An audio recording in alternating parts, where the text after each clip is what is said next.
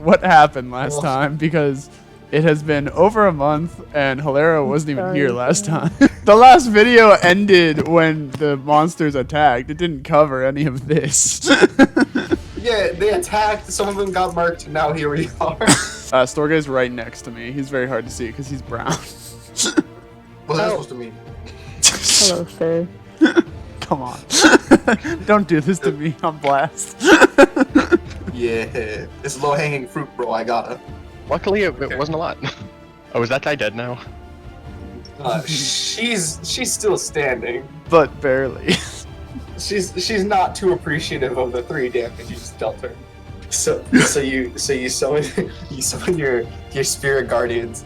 As you do so, you do the spell knowing that it usually is supposed to summon angels from the celestial plane. And so you're like, wait, does this mean it just summons?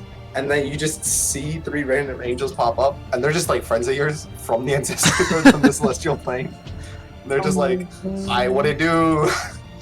Hey, oh my god, how are you guys? Oh my god, you still got like your little like Victoria's Secret like ASOS, like you just went to the mall? Damn. Yeah, Did I we tell just you got from the mall? Yeah, we were just Oh, I'm out. so We're just trying out sorry. stuff. No, it's cool. Be out here. Alright. This is our job. Let's Right on. let's get some people going. Let's go. Sam, I don't know what you want us to tell you. You're the one that planned the attack. No. Literally every time it gets back to Sam's turn, he's like, "Fuck this shit, man. Who came up with this?" It's just me thinking out loud. Never have I once been appreciative of my own work. I want to be real. I look over. I look over to Terrac and I say, "Break his arms for me." He looks towards Terrac, and Terrac just like with a intimidating look just starts to walk over near dead, like literally 1 foot in the grave near dead. And the drone just starts speaking a bit faster, and you're like, I can't tell what he's saying, but he is starting to crack. It's okay. As far as like final emotions go, like pride's not a terrible one to have. I don't know, man. Better than fear. His tune is changing real fast. Is that the end of your turn? Is that actually the end of the... Are you serious? Yeah. Wait, is that including the bonus action you get from haste? Yes. Oh my god. What does Vera and Bean's reunion look like? So It looks Vera's- like Bean flopping right back into his bag where he belongs, and me gently placing his top hat back on his head. Yeah, so Beans just had the top hat the whole time. Beans is like Pet Shop is diving towards Vera, and Vera's just kind of like, oh, it's Pet Shop, and on top of it you see Beans, but Beans is having one of its like frog legs just holding on to its top hat as it's diving, and it sees you and it just jumps right out and lands, hoping you'll catch it. You have to roll a catch on that. That's an athletics check. Roll athletics to catch. If it's a nat 1, Beans dies. What? But if Beans dies, doesn't that mean Beans blows up? Yes.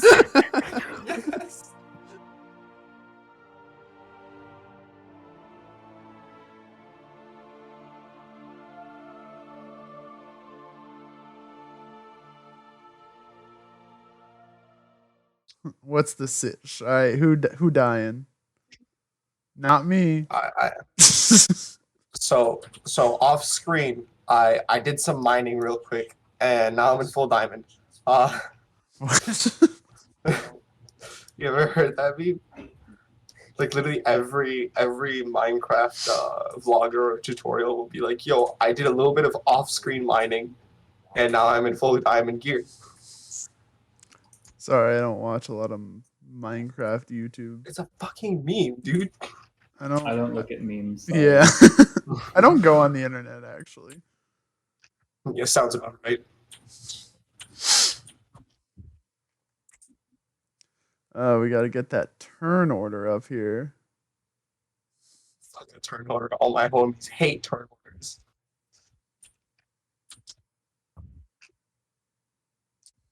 Here, we won't even clear it. We'll just use this turn order. The blank one? Well, can you not see these characters? No. It's gotta be dumb.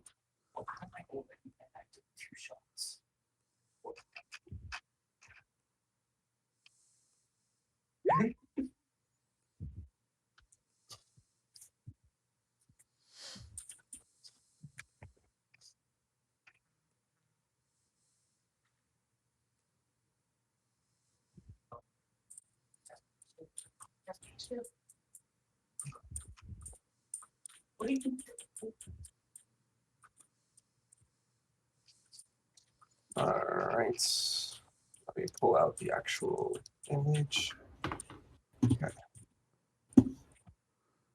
I have to do a turn order for one of these bastards.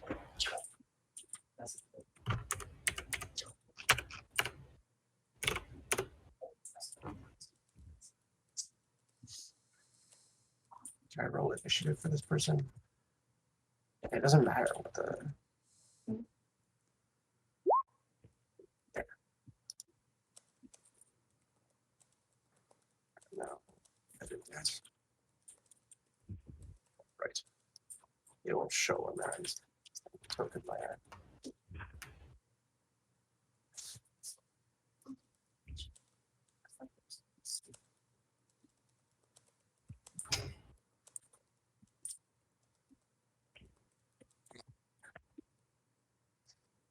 Damn it.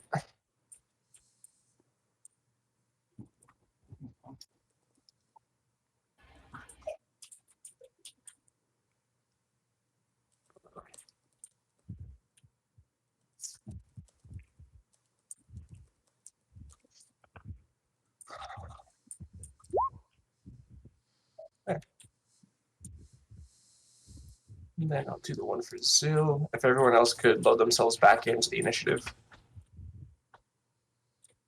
Yep.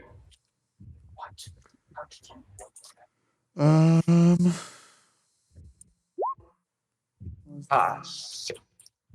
Ah, Did that wrong. shit. 17.3.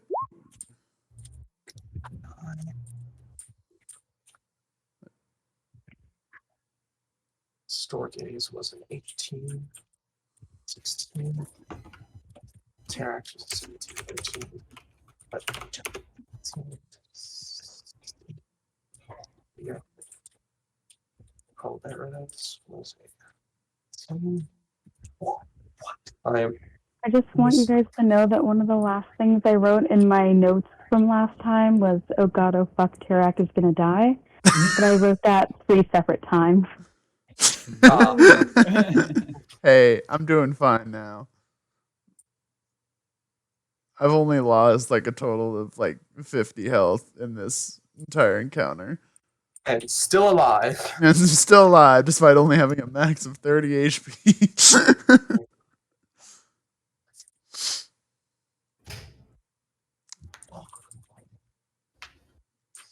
Apparently, it is the enemy's turn to start.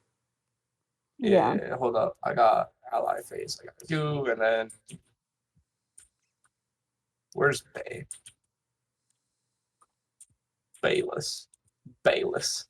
Yeah, I kinda wanna see think that. my initiative last time was 19. Do you want me to change? Oh, you already changed it. Great, sorry. No, you're good.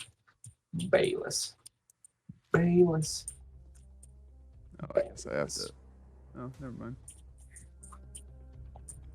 Alright. And then are we missing anyone? I don't think so. Right, let me go by. Is Des not coming back? No, well I guess I was under the assumption that she wasn't. Okay. I That's just No, that's a didn't good question. hear about it. Not for a while. Okay. I bet she's busy. Yeah. I heard she got like a job like right up her alley though. So congrats. Did she? This is news to me. Did she? Yeah, so She is going to be working at a bakery. Oh. I'm jealous. We know. That's literally what I wanted to do as a kid. Is that why you're so obsessed with E-Ray? That's why I bake at home, but sure, let's go with that, Can I Sorry, retcon like- something really quickly? Colin. I guess it depends on the retcon. Basically, I forgot I have blessed healer, which means that when I heal someone, I get like HP back. I'm only missing 4 HP. Can I go ahead and heal myself back up? Sure. I guess, yeah, that works. It's 2+ spells level, and I think I've cast several first level or higher healing spells on Terrac. Yeah. You have, can confirm. Yeah. Yeah. He would have been dead had you not. Incredible. We're gonna ignore the fact that I was literally 1 hit point away from outright dying.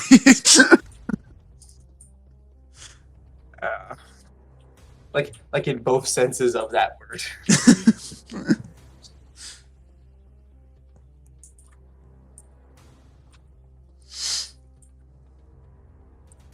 Imagine if Terrac did die, the campaign continues. I just don't stream anymore. The story just ends.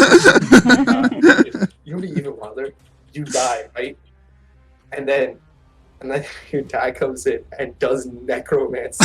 And you're just Was that your out? Was that your out? If you died, I'd be like, yo, you're back. You're a dead corpse.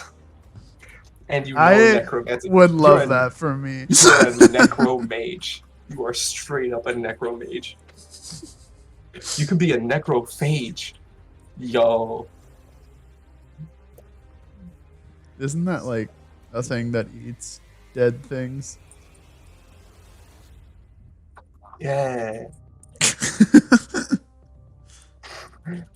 Anyway. Alright. I promise I'd go upstairs and check my slow roast. Be right back for like 2 minutes. He's got his roast. We should have a roast of Samuel when this campaign is over.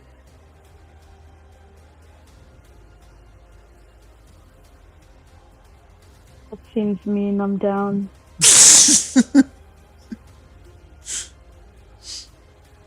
Or not of Samuel specifically, but like everybody. The roast of the failures of God.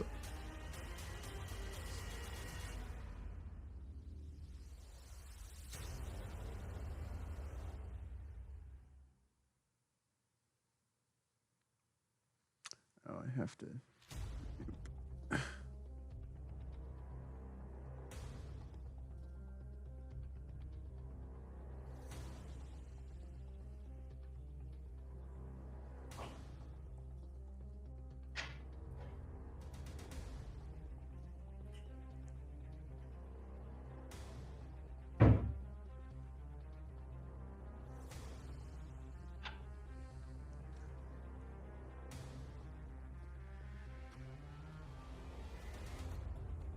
Oh man.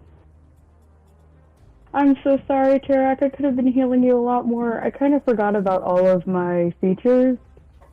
And every time I heal someone, they're supposed to get an additional 2 plus the spell's level.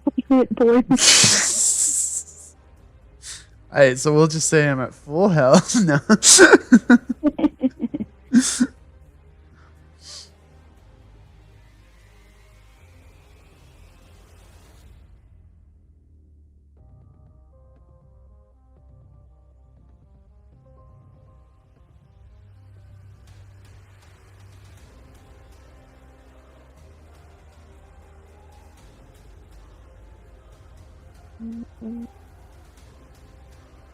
Okay, it's the enemy phase, right?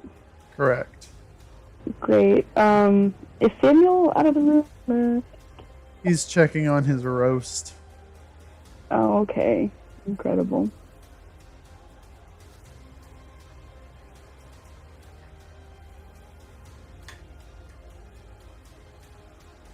I can also fly. I don't know why I didn't fly up the side of the cliff. This is annoying to me. Angel forgets that she's an angel. It happens. It happens, man. I got so used to the human world. I just got used to sprinting everywhere. Is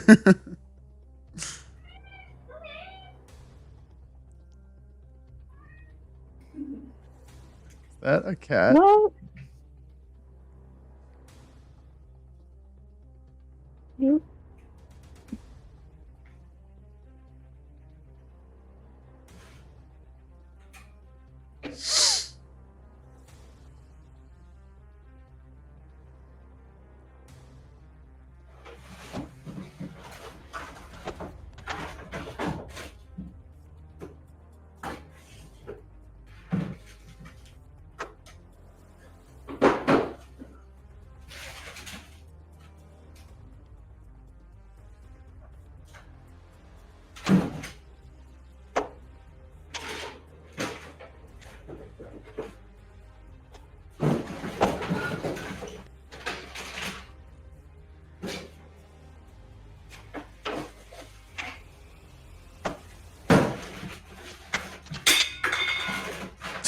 Look.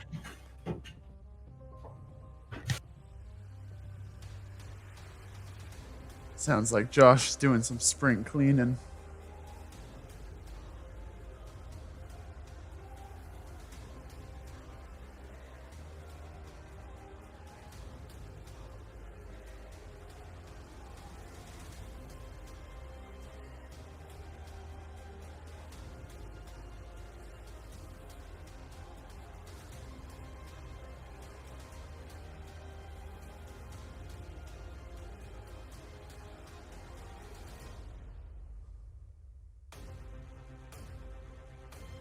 On my initiative again and then change it. Okay, never mind. I found it. Okay, great.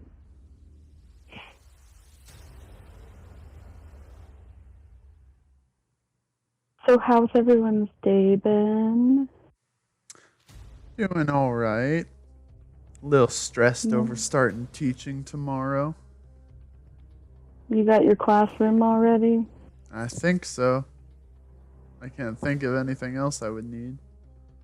What do you teach again? 7th grade U.S. history. What do you Very do? cool. What do it do? She said that just like, thank you, Kanye. Very cool. I'm. Alright, Samuel. What's your favorite history fact? I don't know. The Cold War. That. That's I not mean, a it's fact. not really a fact. Oh, but fact. Sorry, I thought you said subject. My It's a favorite. favorite history fact. The Cold I also really like existed. winter. The Cold War happened. That's my favorite fact. You like that the Cold War happened? Yeah, man, it's rad. Impending threat of a nuclear holocaust is always fun. Yeah, it's great. My favorite fact is I forgot during the Many Kingdoms War in China. I forgot the official name for it. One of the generals, after he was killed, was burned, and apparently he burned for multiple days and multiple nights because he was so fucking fat. Like the fat on his body, like was just fueling the fire for multiple days. That's I amazing. really wish I remembered his name. Hold up. Jeez. I mean, that sucks for him, but I guess good for everyone who wanted to be warm. Hey, yo, that must have smelled something awful. Stinking up the whole city for days on end.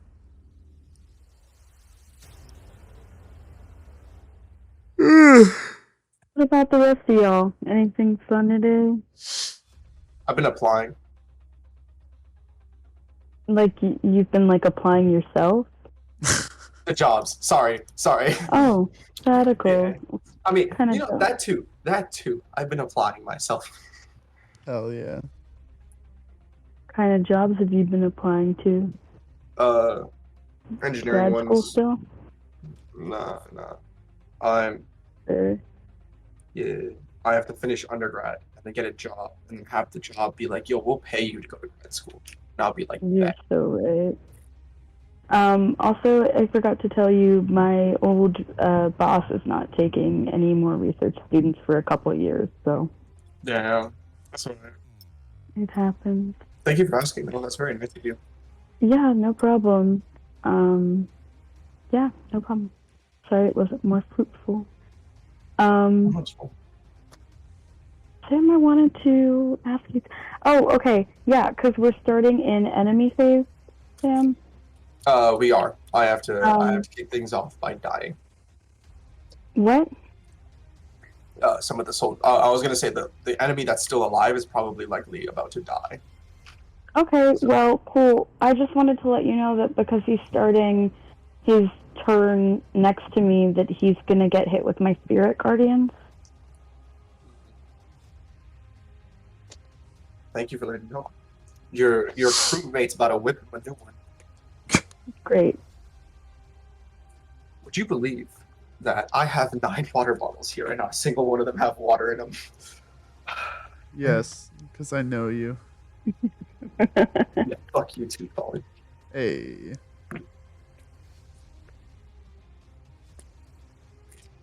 Alright. So I guess we'll start off with the fire elemental.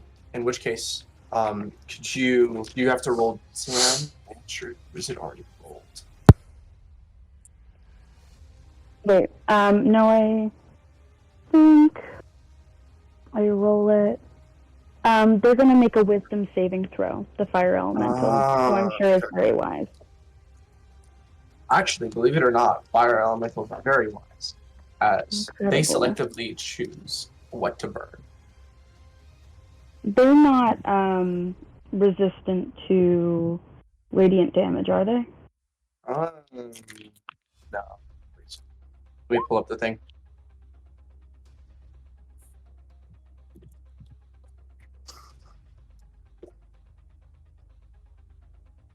Distances. Nope. Okay, great.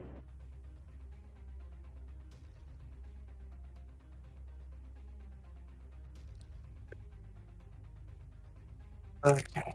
And you said make a wisdom saving throw? Yep, you got it. It is a 14. Does that say? Fails. That fails? So I have to take 9 damage. 9 radiant, yep. Right. You can give the flavor text just for that. Just from my my angel buds just standing there, pun intended, roasting him. Just being like, look, I don't know what your whole fire tornado thing is, but it's a few I've seen this. You get that you're not original. And I like to think that who are the other ones? Caitlyn with the name spelled ridiculous just does that thing where she just looks him up and down and then makes a face. Damn, that's dirty. That's actually dirty. And Stacy's like, are you a coal fire? Because the smoke, I don't. It's just making me a little lightheaded. Maybe the smoke just doesn't look clean. If I'm not trying to be rude, but she says it in a really mean way. They're just making fun of him. He takes 9 radiant psychological damage. Yeah. Right. Fully. I believe Waku is trying to have him pinned, but he failed to pin. So the dude will burst off of Waku. And a fire elemental has 2 attacks. Yeah, it can multi-attack. Okay. It'll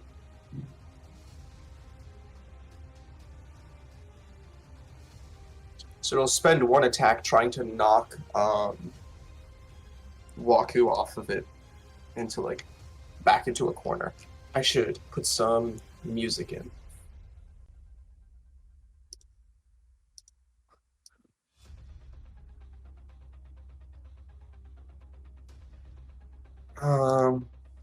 Here. I had an album when I was looking for themes for the new people I was gonna bring in. So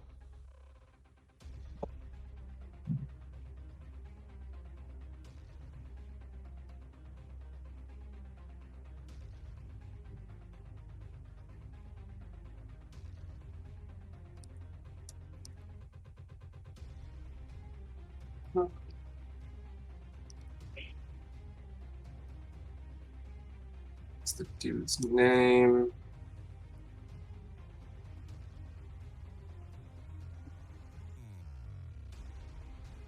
Those journey, that journey.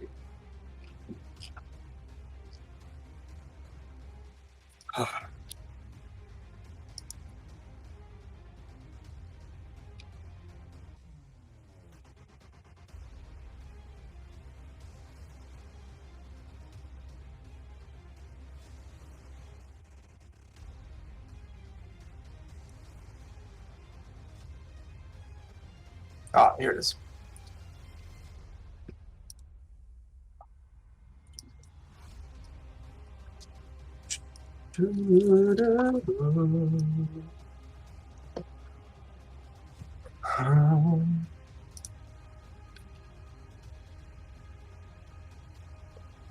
No.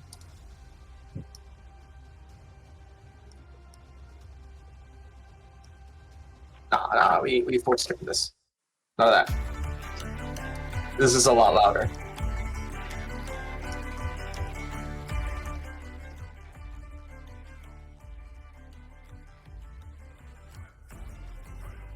Know your place rhythm.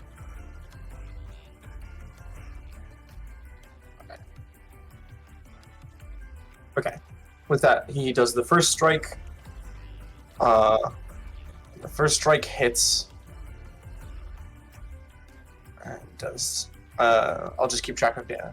I don't know if I should keep track of damage to Waku, but it strikes him hard enough that Waku just flings straight off of him into the cliffside, and like it actually like creates a small little like crack in the wall. And Waku just he looks damaged, but he's more pissed than anything else, or like annoyed. Yeah. The elemental will immediately turn then, and after hearing all the mean things being said about him, go to attack you. Okay, that's fine. Can I gauge Caitlin's like reaction to Waku being hurt? I want to know how creepy this is. You mean Caitlin? Yeah, Caitlin. Is it? I'm sorry. Yeah, Caitlin. Yeah, I'm trying to think. We're thinking of the same person, right? The one that little bit too much. Too into it. Yeah.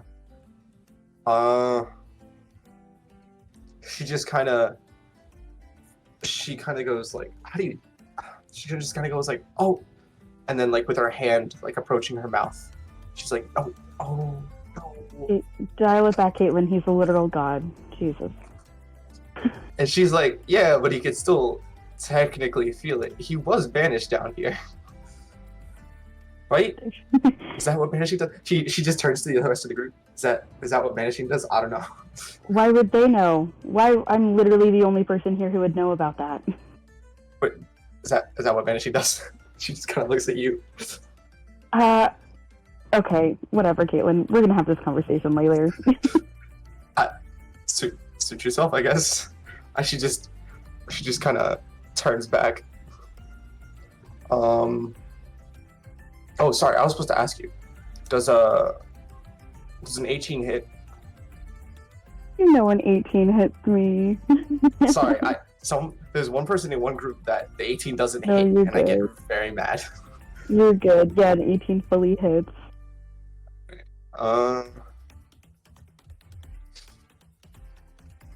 What armor are you wearing? I'm wearing my gold dragon armor. What's the special So thing? I have resistance to fire. Damn. Okay, so you take half damage. You take 4 damage. 4 total? And you don't ignite. Okay, I just like kind of stand there looking at my nails for a second, and I'm like, do you guys just feel that chill? I like do the shoulder thing. Okay. Just break his psyche like that. Yeah, I'm just bullying him. That's all Helera really knows how to do.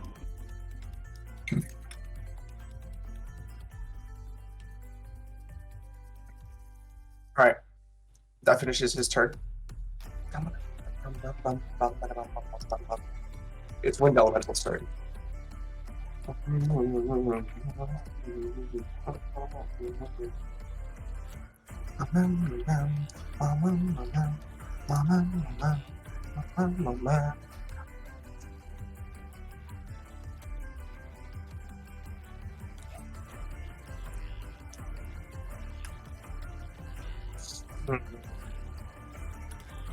Hey, Josh. Or, Yep. sorry, Storgé. I guess I'm asking Storgé this. Yes, okay.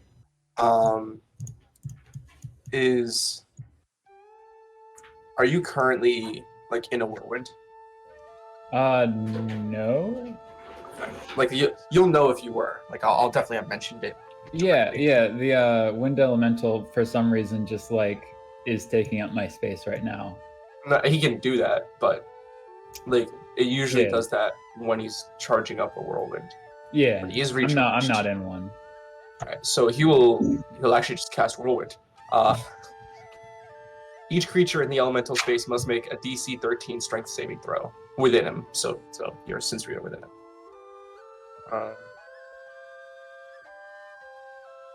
Never mind.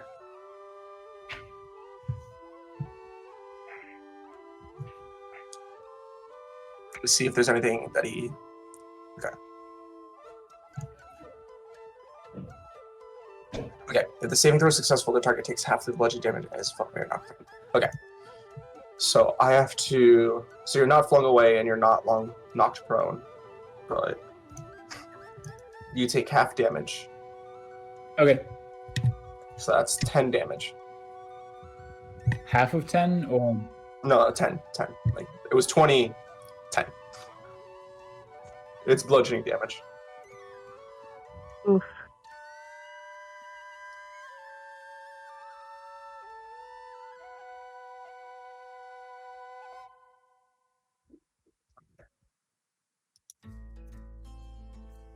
And then this guy's gonna come in, Mr. 22 over here. Why did I name him that? Alright.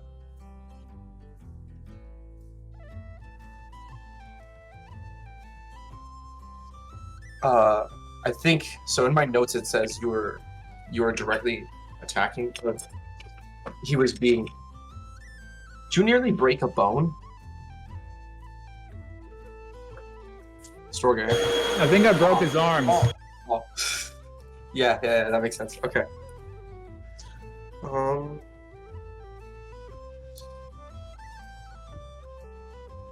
Well, if you broke one of his arms, then he can't really.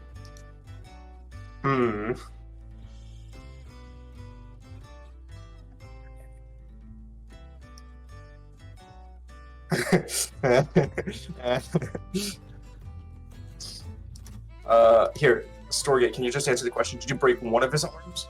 Both his arms.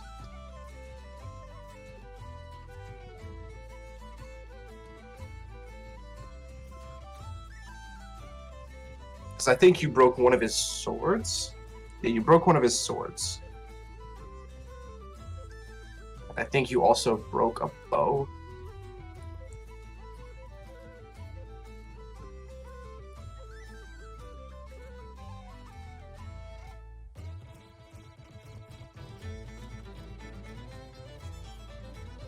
This is fun music. Yeah, I love this album.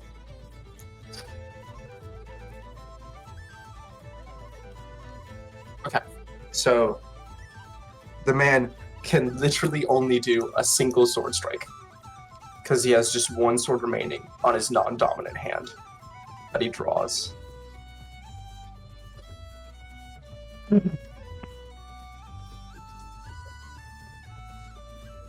Ooh, he's in a grapple. That's in my notes too. I just read that. Okay. It's a strength save, right?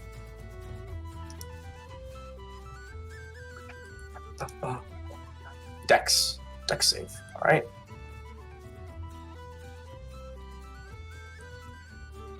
was the one I was using for him, I think.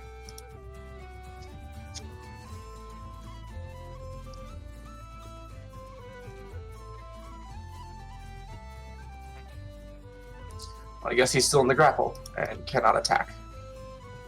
Alright. Ends that.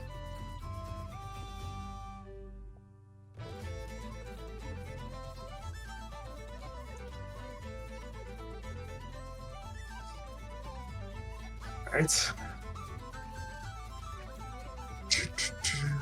Before it gets to the spider thingy, let's make sure that there's no other.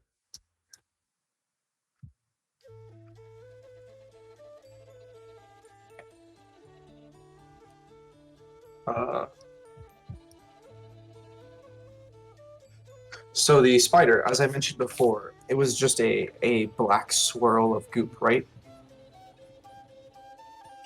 Mm-hmm. Storgé, I guess you're the one closest enough to actually see this, but the black swirl of goop actually turns for, like, it's a circle on the ground, right? As if it's spinning, spinning, spinning, and getting faster and faster. It actually turns on, like, the plane, so it goes from being horizontal to being vertical, facing towards the person that you're attacking right now. As it does so, the like swirling like black material like spins so fast that it starts like changing composition, as it were, and you see it turn into like a plane, as if it's like a pane of glass or something. Instead, you hear from it like someone yelling. It's not in a language you can understand, but the person that you're grappled with, even though they're grappled and they can't move their arms at all, they turn their head to the left and start discussing, like discussing back with whatever the pain's yelling at them. There's yelling, like he's yelling back, and the person in the pain that's like discussing is giving not yelling but firm instructions, or at least firm information or something. Like you hear firm speech coming out of the guy. He eventually says something that causes the person that you're fighting to just kind of stop struggling for a second and pause, as if to think about what had just been said. The person gives a nod, and the swirling portal goes back down to being horizontal. I shouldn't say portal, but pane. Goes back down to being horizontal and turns back into like swirling goop. Okay.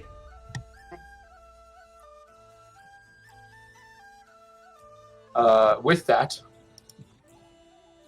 the person that's currently being grappled, he kind of struggles a bit, as if to try and break free, but, or at least like you kind of suspect he's trying to break free, but you're not letting, like, he's giving a good effort, but you're kind of solid. You're not letting him move around. Right. But as it turns out, that it's not that he's trying to like escape or so. He's trying to shift his hand somewhere, and as soon as he moves it to his side, he kind of snaps his finger and begins chanting, or at least like muttering, I should say. Oh, okay. All right. That's it. That's his turn. All right. It is Zyll's turn. Zyll is not here, so I shall go ahead in their stead. I believe he was heading south with the allies, right? Alright. So, I will take the time to make this a...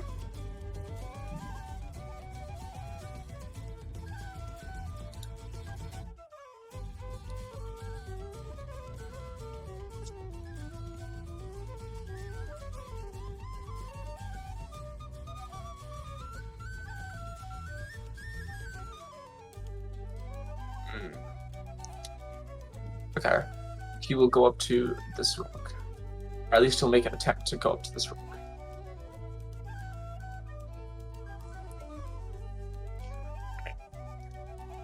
So he moves over here. And Zyll will have to do an acrobatics check.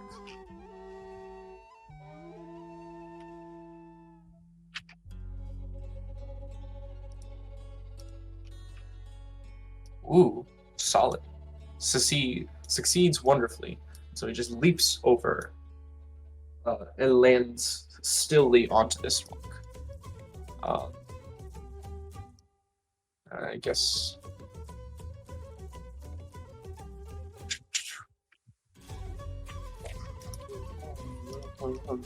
So he can see nearby, since this person is the closest.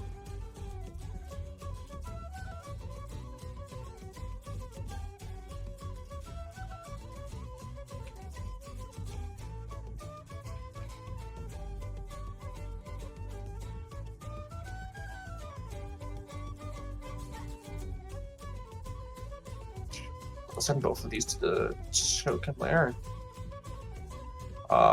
There was a skirmish that went on the coastline here, and both the enemy Nothic and the soldier, at least there's corpses of both of them on the ground. Oop. It is. I don't think you can do anything from here, right? Do you have any spells left?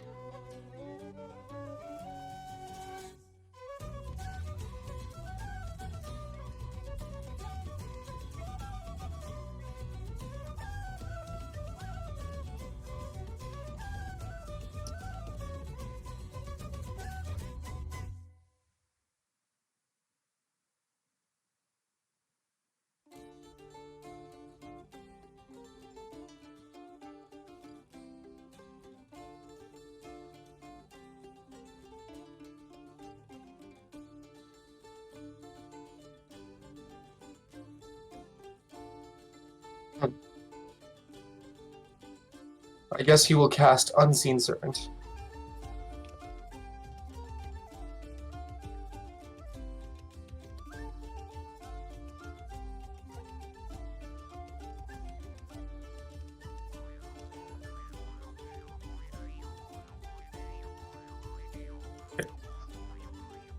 Oh. I'll say he will place an Unseen Servant next to him. Let me see if I can get some assets.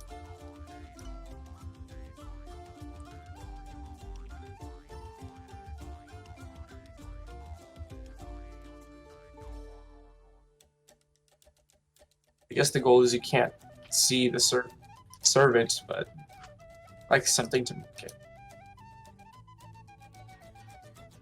Let's go with this. Bam. Does Unseen Servant start as immediately after the turn ends of the person? I think it's at the same time, right? Okay. In So which they get case, summoned, they do an action, and then on that turn, every turn afterwards, they act on the same turn. perfect. And so he sends the Unseen Servant with the direct instruction to search for enemies, and it can only move distance of max 55 feet away from the opponent or the The servant can only move 15 feet. Huh? The servant can only Oh. move 15 feet. 15 feet. All right, that's actually perfect because that means I can just go.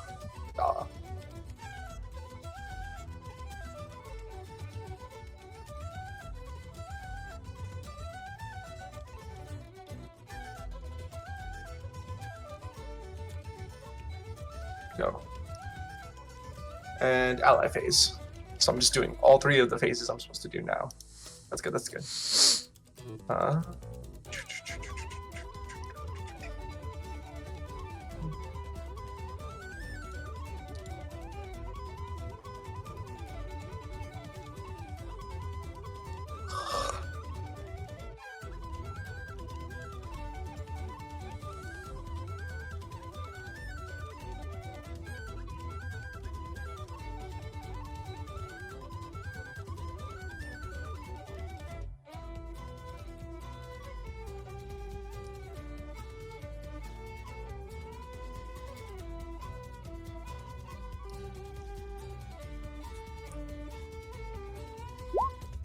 That's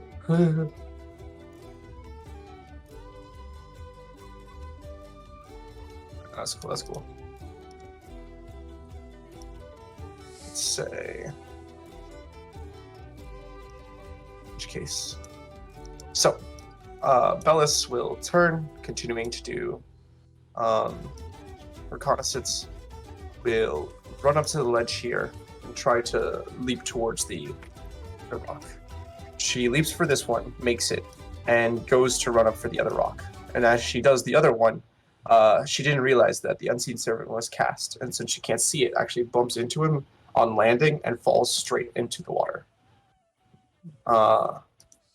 After that, she mutters like a small curse, to which Zyll kind of quickly like kind of winces under impact, and then just kind of yells out "sorry" as she kind of surfaces. After she's done muttering, she moves.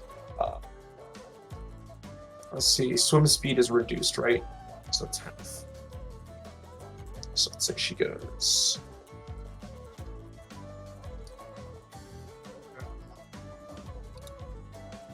Oh, you can do that?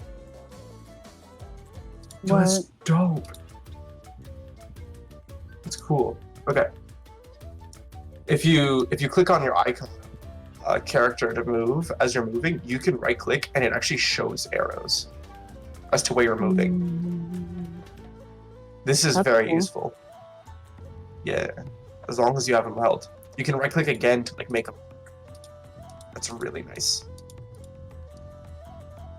That's dope. That's dope. Anyway, she swims as she's approaching the shore. Any other? These guys will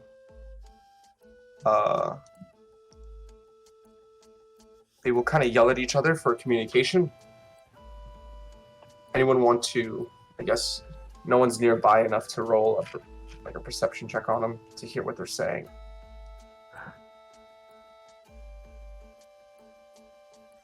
Yeah. They yell some words to each other that no one seems to make out. But afterwards, this one will turn closest to the edge and start booking it towards the forest area near the cliffs. And this one will actually join these two.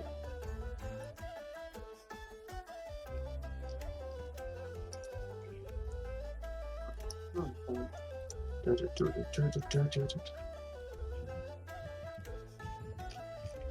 the northern side, we see Waku up against a wall. He's kind of pissed. And so he kind of goes as if to like whip out his staff and slam it against it, but he kind of just like remembers in a split second that like, oh shoot, my staff isn't here. So he just turns it to a punch and he goes up to punch the dude and he socks him right in the gut or something. It doesn't look like it does much though. It was a pretty quick light attack. That's fine. It's just his fist.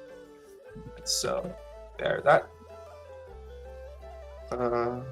Any other allies? There's these three. Gotta move them quicker. And there's the one up on the cliff with Storgé. Yep. So they actually make it to the gate. Anyone nearby? I guess.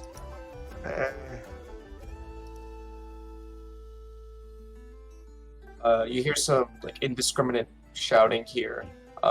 Vera, if you want to listen in on this specific conversation, you're gonna have to roll a perception check. But if not, I'm just gonna say after like a few moments of back and forth, you see their bodies go behind the gate.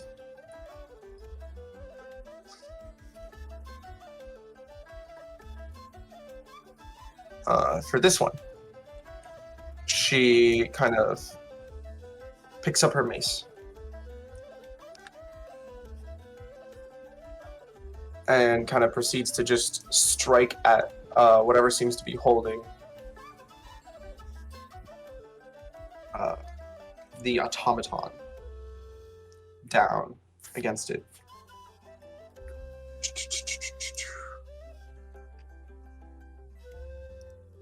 Elemental has.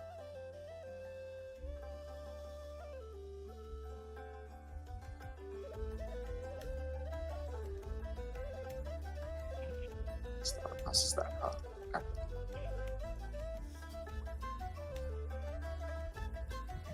It's a hit using. Here has a mace, so I will. What we don't really do and just cheat the system.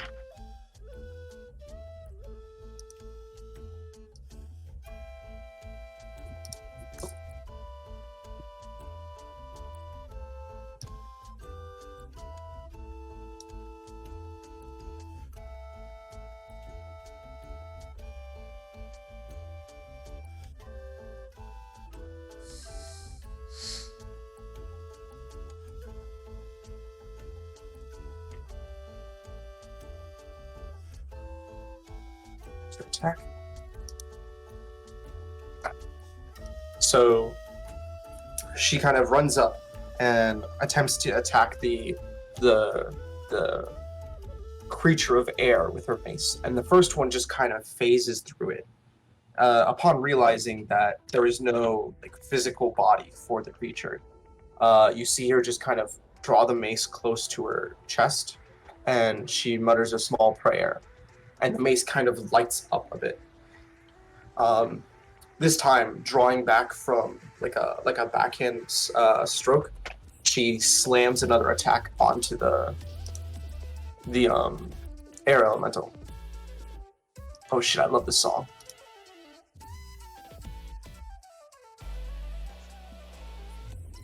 It does a solid chunk of damage against the being.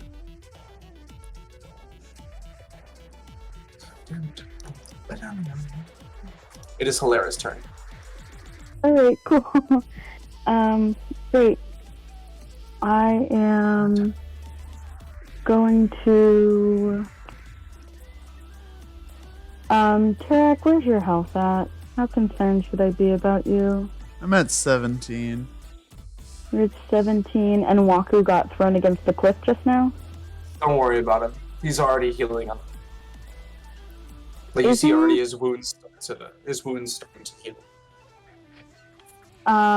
Is it possible he'll die? Do I get the sense that he could die in this encounter? Nope, not at all. Okay. And Terrac, He's in a heightened state. I'm at 17.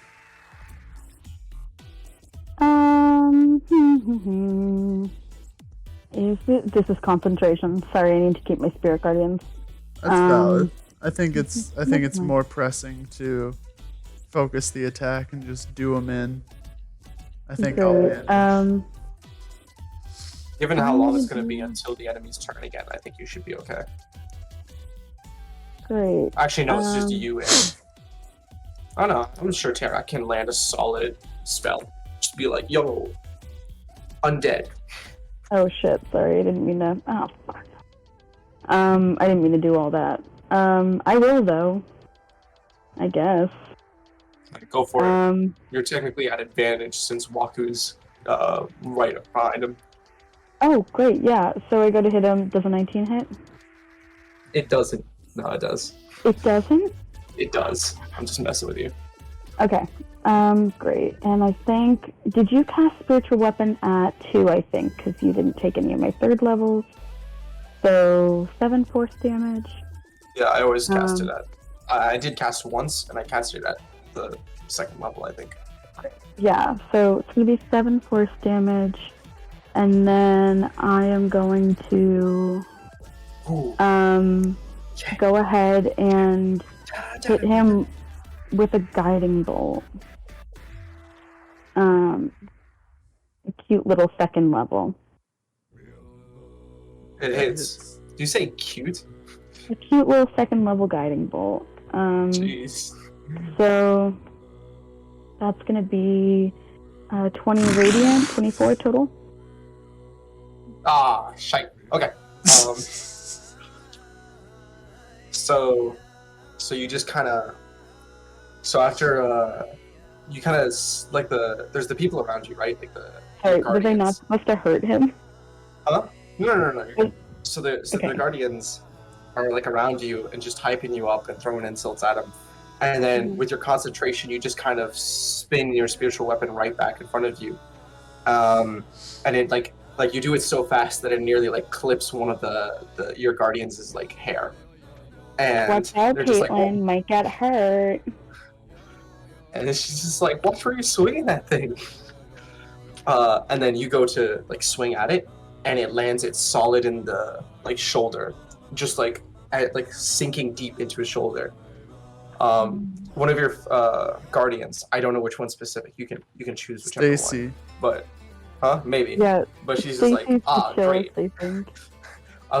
She just kind of goes, great. Now are we supposed to get the weapon back?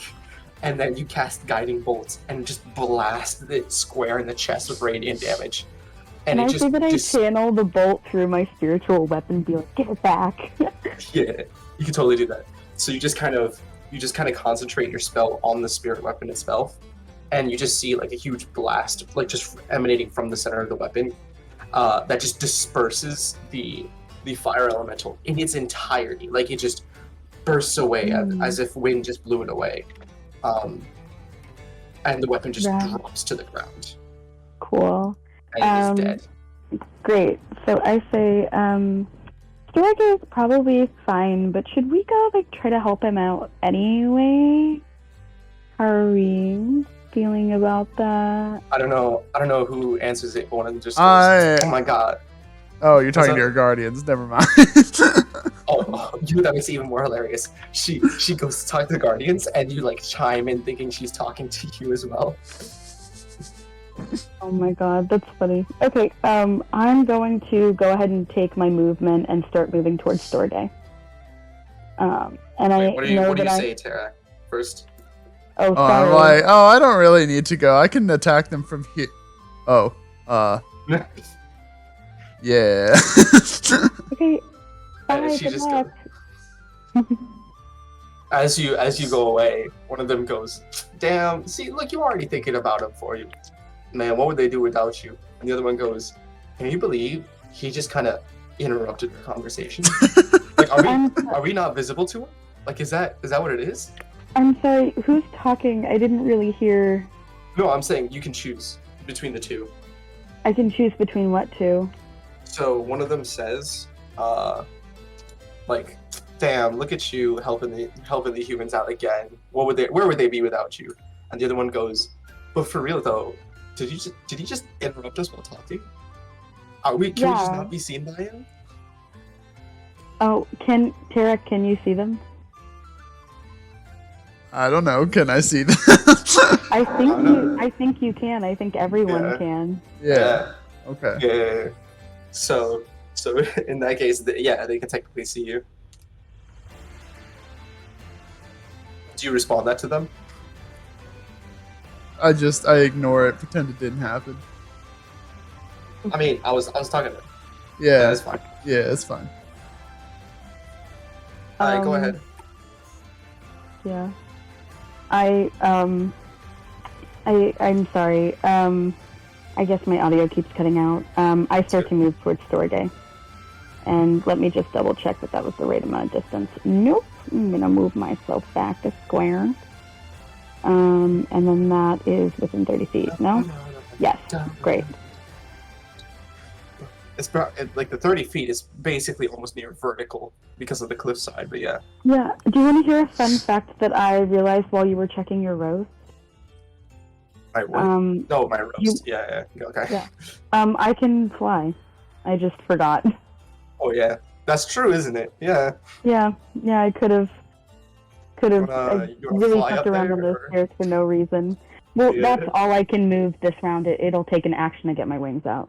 So. To unleash my radiant form. But yeah, that's going to be all for me for this round. Just some light work. And I would like to, as I'm like running across the field, I wanted like turn to Caitlin and be like, "Hey man, just like what's your deal?" She just kind of goes, I have no idea what you're talking about. We've been chilling this whole time. You're the one that something does. You're just giving my uncle some really weird looks. Rebecca, Stacy, have you noticed this as well? They just Rebecca kind of turns away and she's like, I mean, I wouldn't say like like weird, and she just starts sweating a bit. And Stacy's like, I mean, look, no one's faulting you, Caitlin. It's just, it seemed, you know, like we've noticed this for a while a bit. Look, Caitlin, honey, I love you. He's millennia old. He's too old for you. I'm sorry. She just and kind he's my uncle. That makes it worse. She kind of gasps a bit, and she's like speechless, and she's like, I am shocked and appalled that you think I would be doing something so weird as to be into your uncle. All right. That was a lot of energy. Okay. Like insight or just raw wisdom? I guess it's insight since it's a friend. Yeah, either one, whichever you prefer. Yeah, she's lying through her teeth. Yeah, incredible. She's just like, she's in denial. It's not even lying. She's in denial. There. Caitlin, honey, go to therapy. I say it because I love you. What do you mean therapy? What am I doing wrong? She just kind of, you guys like move, like you're still running forward past her, and she just kind of pauses like, what did I do? It is Storgé's turn. Okay, so just as a matter of what's going on here in terms of scale, this whole area right here is just a cliff face for a ravine that's like this wide, right? And then here's another hill coming up around this. Yeah. Okay. Yep. All right. So here's what I do. Still grappling this muttering fool. He do be muttering. He do be a fool. Storgé turns his head towards the wind elemental and says, "Isn't there something more productive that you can be doing?" And then gesturing with my head over towards the fire, I then say, "Put out the fire." And then I spend a key point to disengage from the wind elemental, still holding this muttering fool, and I jump from this point to this hill right here. Oh, because your jump distance is double. Okay. With the guy. Yeah. And so where? Since you are a monk, here. Ah, gotcha. And I'll put that over there. And since you're a monk, you don't take fall damage that big.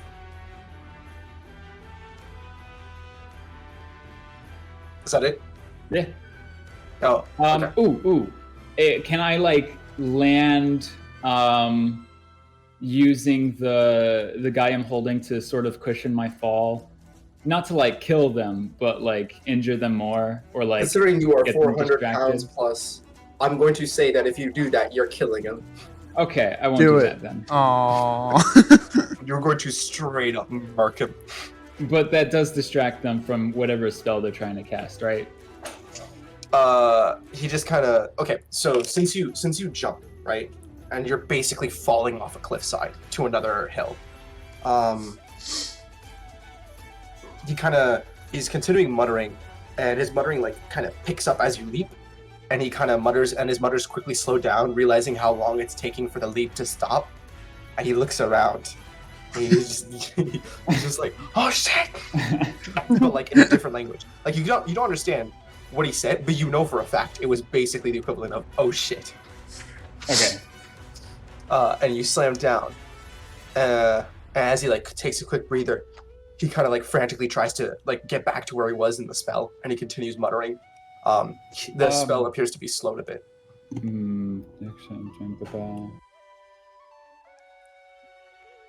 Do I still have time to like slap him? Oh no. I guess you did a movement so far, and you used the key point for that. So I don't think you did a full action, unless the disengage was full action. Oh, okay.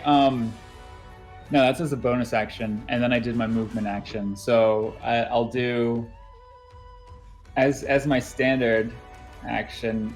I'll just put my fist like in his mouth. not to do any damage, Again, but to like sort of muffle him.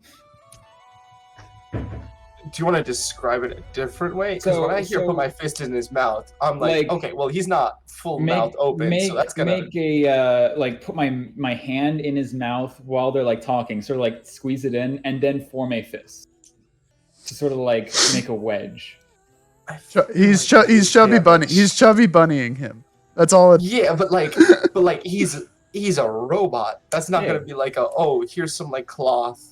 Just tell me what the safe word is if it's too tight. It's like there's metal expanding inside the dude's mouth. Hey, I wore an expander for like 3 years. It was fine. Not the same. Greatest teeth. No, I stopped wearing my retainer frequently, so my teeth are still kind of fucked up. But Dude, I'll never forget when the Invisalign guy was like, "Yeah, you're done. So just wear this retainer every time you go to bed." I was like, "Bet." easy. And never wore it. That would make it the easiest option. I think so. The other day, I got a message from the orthodontist. They're like, "Yeah, it's been a couple years. You should go back for like a wellness check with your teeth." And I was like, "Damn, I have to pay like $55 copay so he can tell me my teeth have gone back to fuck up, and I should buy another Invisalign." Nah, I'm good. I know where I'm at. Are you finished with your turn, Josh? That depends. Am I able to do what I want to do? What would that like mean? Like what? Or I mean, basically just like muzzle the guy. Like it doesn't even have to put my hand in his mouth. Just like I guess my arm. Like when he opens his mouth while saying something, I just go, "Whoop! You can't talk now." Ha ha ha.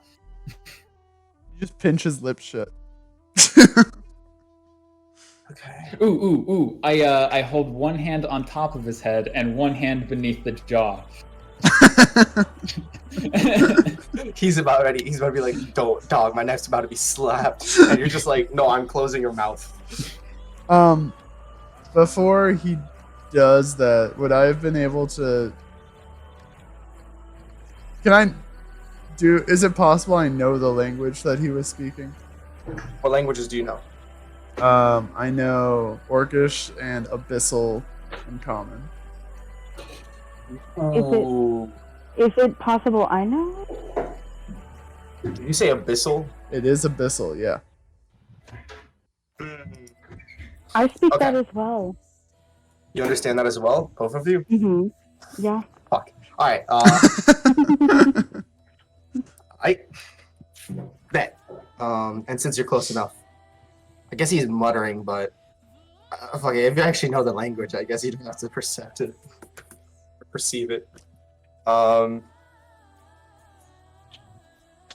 didn't hear the conversation up there, so you can't tell about that part. Right. But the spell he's chanting, I guess that's an Arcana check, isn't it? To know what he's chanting. Yeah, do an Arcana check with advantage, both of you. Surely we both can't fail. Yeah.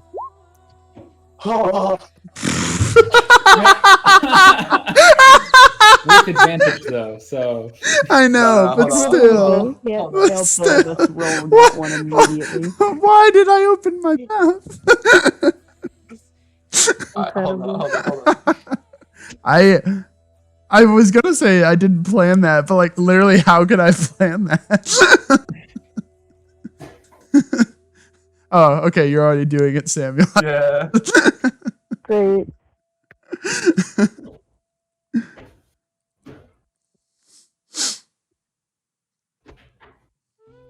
Incredible.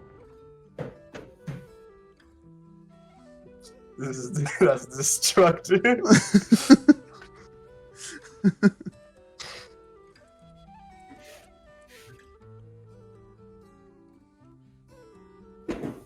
Okay, so Helera, your insight as to the kind of spell that he's casting seems to be like you seem to have more insight as to the type of spell he's casting. Colin, you've heard the kind of words being spouted in some old texts for abyssal language when they were talking about it in magic class. You just weren't paying attention. You kind of fell asleep, like half asleep, and you're like, "Damn, I don't remember." That's I on don't brand. remember what he appears to be actually releasing a spell. It sounds like he's releasing a concentrated control spell. Do you like get like an idea of what the concentration is on? Like what kind of spell it is? 14. With a 14, you don't know the specific type of spell. You do know that it's for like some form of control. But if you had to guess, given the situation of the battlefield, I'd say likely that it has something to do with the elementals. Okay, cool. I want to translate what he said to and like act like I'm saying it to Rebecca, Caitlin, and Stacy, but like kind of project it towards Storgé and Terrac. I'm trying not to be condescending, but I want to let them know what he said. All right. So you say it really loudly, but you're still acting as if you're talking to your like guardians. Yeah. The other two pick up what you said in English. They just are in common. Storgé isn't too familiar with spellcasting. Yeah. And Terrac. Also, like, hey, it looks like he's like letting go of some kind of concentration spell. Oh, okay. That's what you mean. Okay. Yeah, sorry. In which case, that changes it slightly. Yeah, don't repeat it verbatim. Okay, so in which case, Storgé, you know that he's releasing a control spell of some kind. So does Terrac. I'll leave you guys to like. You can ask if you think it's something or something else. But your friends that are summoned, they just kind of go, oh, he knows like some of them, since some of them actually know Abyssal, they just kind of go, oh, he knows that Abyssal spell. I didn't think you could use that in the mortal plane. Wait, I guess, what's the spell? they just kind of go, nah, yeah, I think you hit the nail on the head. It's a control spell. It's usually for like trying to control temporarily a higher being, but we always figured that was just from like undead and fiendish creatures, or I guess like abyssal creatures. And she, and so Caitlin just kind of turns, and she goes, wait a minute. Isn't a fire elemental a type of abyssal? And one of them perks up, and no, it's an elemental type of beast. And Caitlin just goes, no, I got that part. Gee, elemental's in the name. Yes, I got that part. But like, they're not supposed to be here, are they? And they just start arguing. Oh, I completely ignore them. Just like, honestly, just like out of habit, I'm like, yeah, anyway, I'm kind of thirsty after this. We should go to Jamba Juice.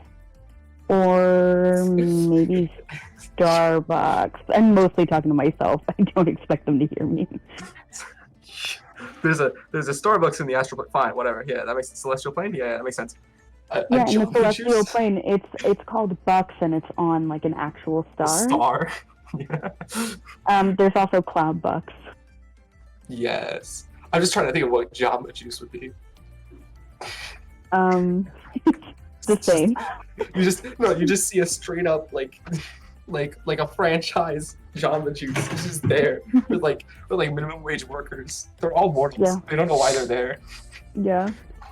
They walk through like the doors on like the mortal plane, and they end up in the celestial plane, and they're like, boss makes $1, I make a dime. That's hilarious.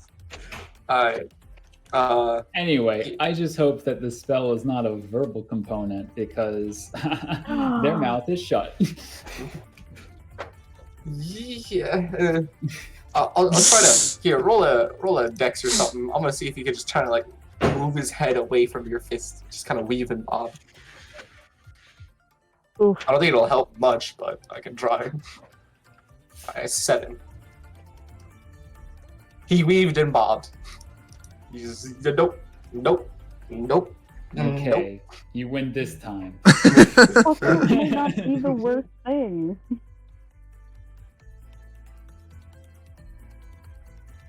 So yeah, he's just he weaves and bobs and continues chanting the spell. All right, Terrac's turn. It is Terrac's turn. Cool. I'm gonna move up here, just in case. So we're Sorry. You grappled him from behind, right, Josh? Or Storgé? I think so. I'm Yeah, not sure how we're positioned after I jumped, but No, I'm just saying, like, if you're holding him from like the backside, if that's how you like grappled him? yeah. Yeah. Okay. So he's facing Terrac as he's approaching. yeah. So I walk up to him slowly, and do my thing. I'm like, hey fella, I can't I imagine he's still doing his chanting and whatnot.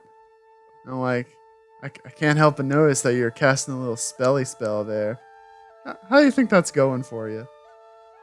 He continues chanting the spell, looking directly in your eyes. I'm a little bit of a spellcaster myself. I'm a little bit of this. Go ahead. Yeah. But the difference between you and me, and please roll high on this. Hell yeah. The difference between you and me, and I rip the mask off, is that one of us is fucking good at doing it, so shut your goddamn mouth, as I growl in his face. Wait. I don't think Helera knows. That's fine. It's an ongoing theme with this, in that he's like, yo, no one should know.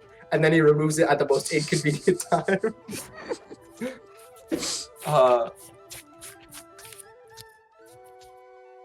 So the dude, seeing that, just kind of immediately stops. Practically, like, if he could piss, he'd be pissing himself right now. After the pause, a little bit of shaking, like while he's trembling, just continues frantically saying the words. he's just going even faster now. Bitch.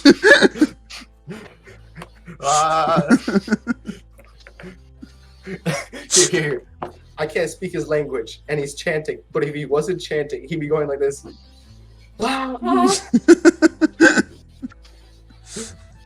I just lean like ever closer toward him.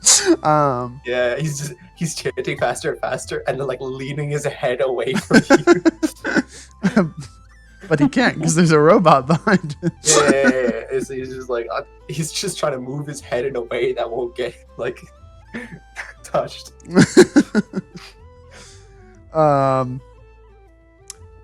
And I asked Storgé. I will mention, it looks like he's fully resigned that he's not living through this scenario, whatever it is. I asked Storgé, I'm like, do you want to deal with him, or do you want me to... I pull out my quarterstaff. Do you want me to give you a little assistance? We'll keep him alive. Duly noted. I pivot. I face the tornado up on the cliff. And I'm going to cast a cantrip. I thought you were gonna cast Thunderstep or something. I am out of spell slots. I'm gonna cast Toll the Dead. Probably doesn't cantrip? hit. Yeah. Yo, you give me those bonk ass 1d4 cantrips. And that's a cantrip? If it makes you feel better, it didn't hit, but it did not. You're actually rolling with disadvantage since you're like under a cliff. Oh, facts. Okay. Well, that's about the end of my turn. I made a guy piss himself metaphorically. Yes, it is Vera's turn. Cool. Is that wind elemental like pretty much the last one? I mean, I wouldn't. You didn't check per se, but seeing as you killed air or fire, earth, and water, there may be a possibility. Yes. Word. Okay.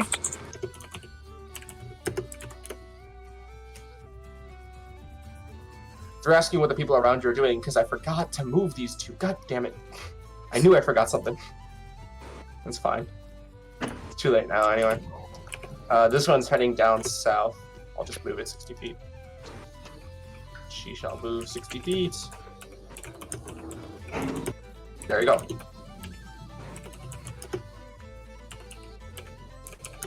And this one will head towards them. There.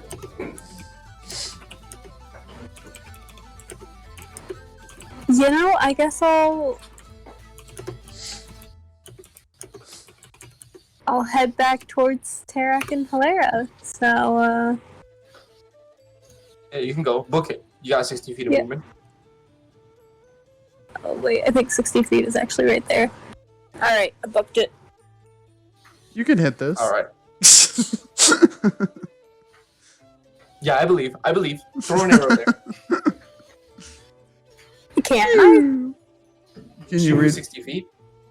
Yeah. Oh, never mind. You can't Yeah, shoot. You can't shoot 90 feet. What kind of archer are you? No. She did her full action, so. You're Oh, out of spell she's- slots. oh, What kind of she's- wizard are you? She dashed. Oh. Literally, I should be out of spell slots if I'm a wizard. This combat's gone on for so fucking long. Yeah, but like every combat, Helera has to bail you out, so... When was the last time Helera bailed me out? I've only died, like, almost died twice. Mhm. Ooh. And both times I have used my own class ability to prevent that. Oh, fuck. I'm gonna be tested tomorrow. That's not gonna be pleasant. You'll be fine. No, I'm fine. It's not a fun thing. I didn't like it the first 2 times. Okay. So enemy phase. This dude will kind of like, as he's like hurrying up, he's like practically yelling the spell as he's like frantically trying to finish, and he yells out the last syllable, and he just kind of like heavily breathes. He's like, and he's still there. You're just like, this is a bit anticlimactic.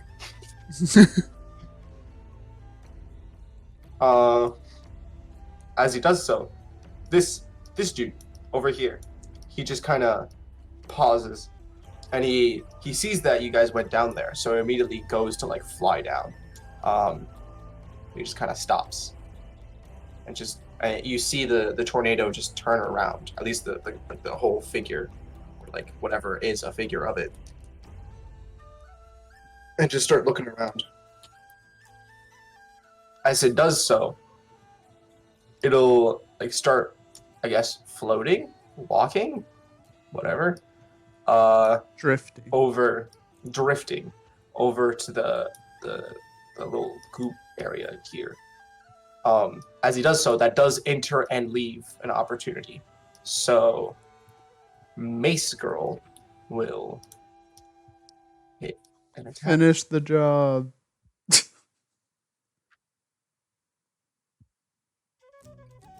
You get advantage on attacks of opportunity, right? No.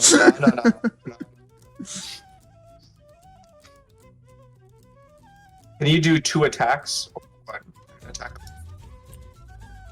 Probably just 1. I think, yeah. Yeah, just 1. She goes to swing and misses because it was drifting so fast. It looks like he was actually trying to just go towards the forest, but as he goes towards it, this like thing turns into gets wider and basically turns into a portal, and it actually tracks him or like follows him down and just swallows it whole. And so this thing is just gone. Oh. Sorry, I have to show. No. Shit. I have to show this one still since the portal's still there. Alright. And this thing will turn turn back into a spider, actually. And the spider will start moving. This way. There. It's stuck there. As this dude finishes the spell, he's genuinely so intimidated, he doesn't try to break free or anything. He's just there, like breathing heavily. And I believe that is everything. So it is Zyll's yeah, it is Zyll's turn.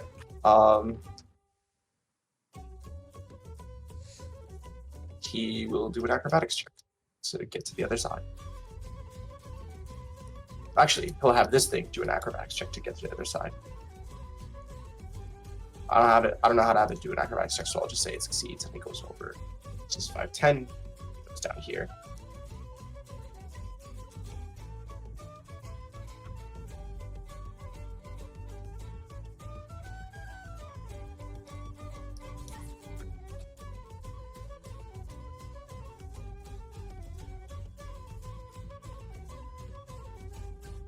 He succeeds. Hop, which is 1, 2. Then hop, 1, 2.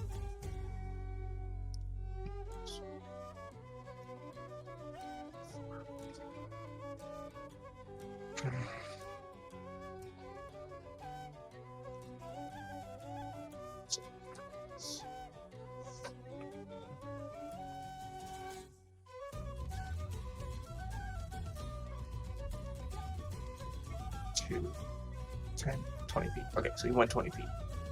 I'm going to 60 so I can move feet. Say he moves 30 feet here. Yeah.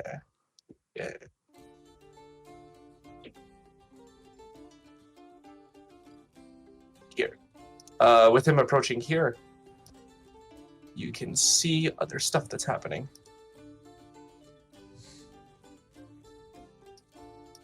So there's this dude.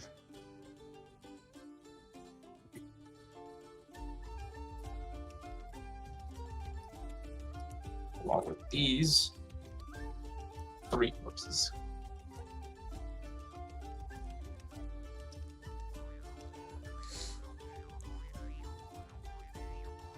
And I'll also just reveal the numbers.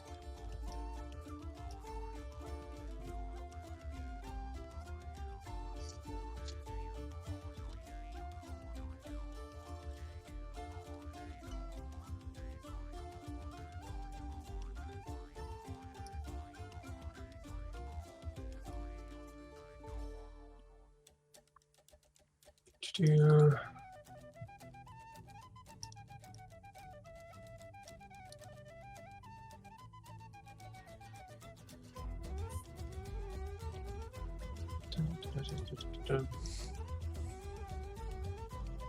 we go.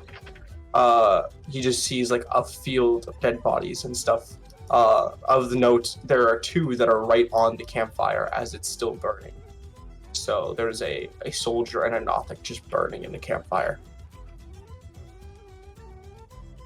And I think that should be it for his movement turn. Yeah. Life phase. They will move over.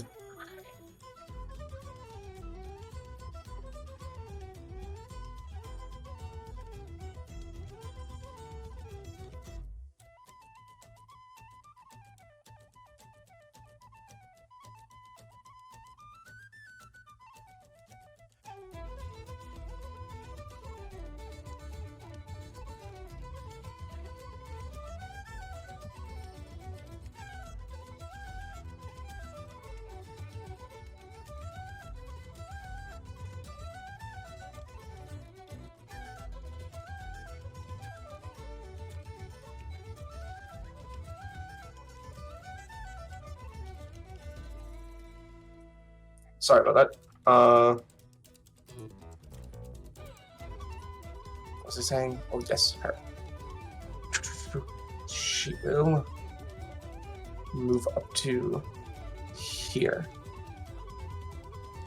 and kind of position herself at the top of the rock. Looks like she's readying an attack. This one will actually go across the coastline as I am moving stuff. 1, 2, 3, 4, 5. I'll just go to 60. There. There we go.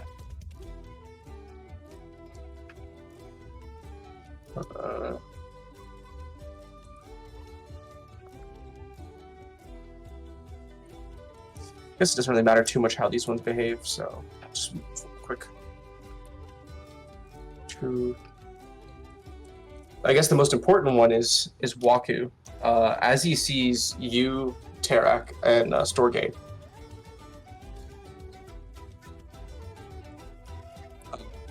he just kind of sees you guys basically pinning the dude down, and just kind of yells out,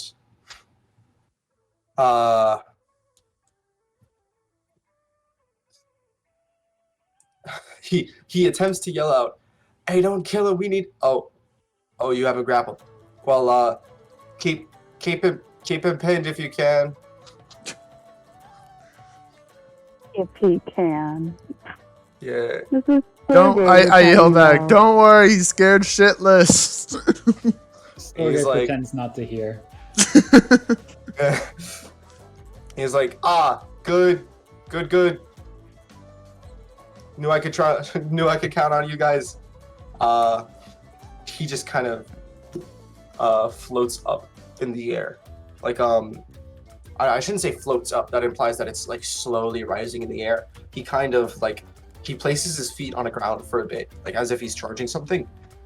And he launches himself in the air. Like you see like Goku? Kind of.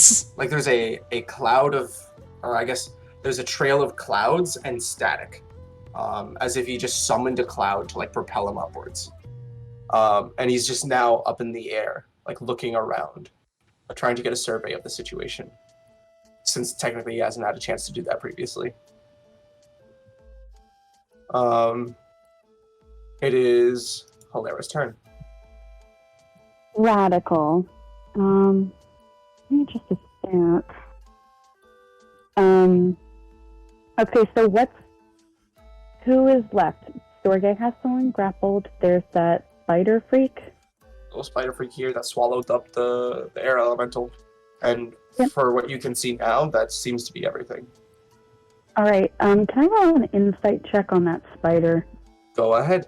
It's actually a religion check, but... Okay, I will swap to religion real quick. Religion. Okay, Christ. That's so sad. What if you let her have the insight, though?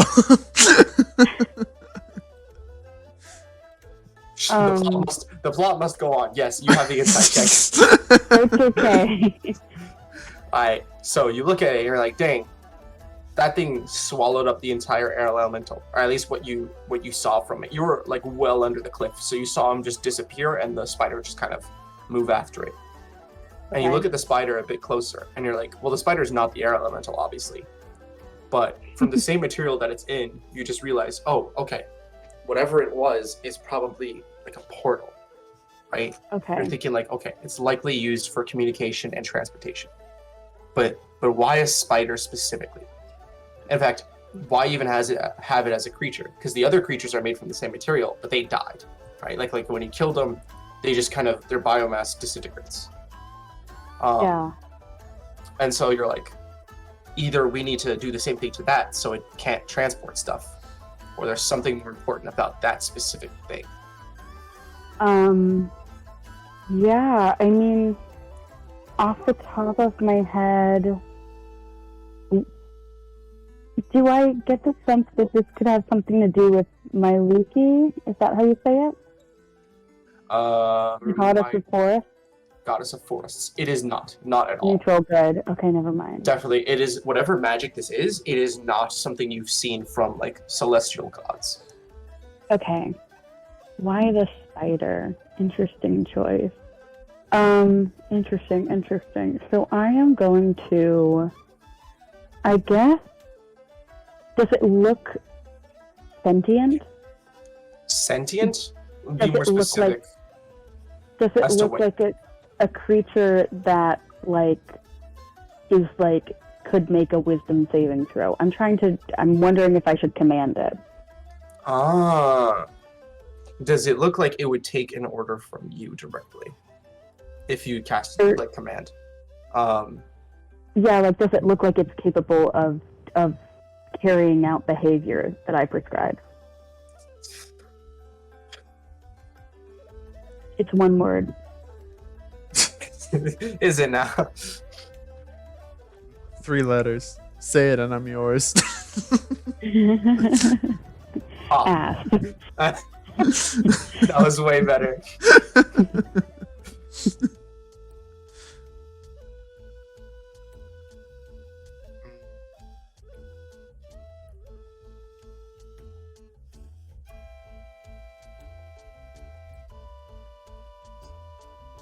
So wait, so does it look? Did you answer? I'm sorry. No, I'm still thinking. Okay. Cause this sets a precedent for later in the story.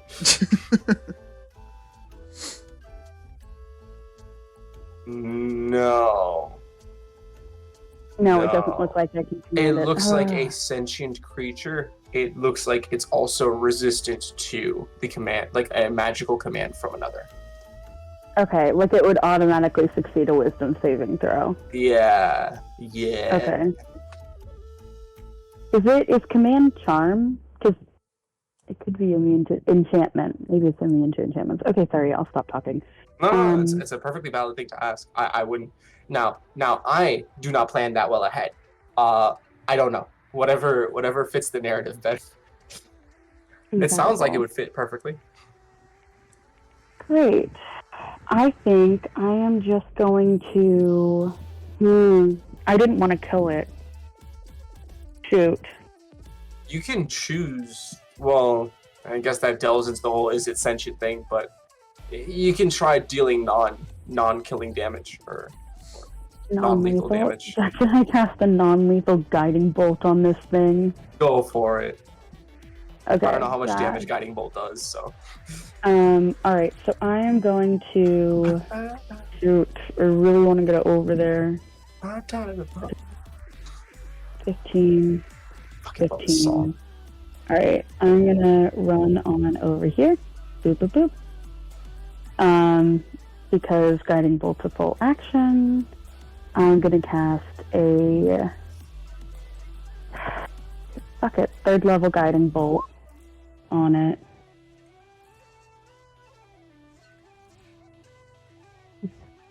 And There's doesn't no hit, really does it? advantage here. Yeah, that doesn't hit.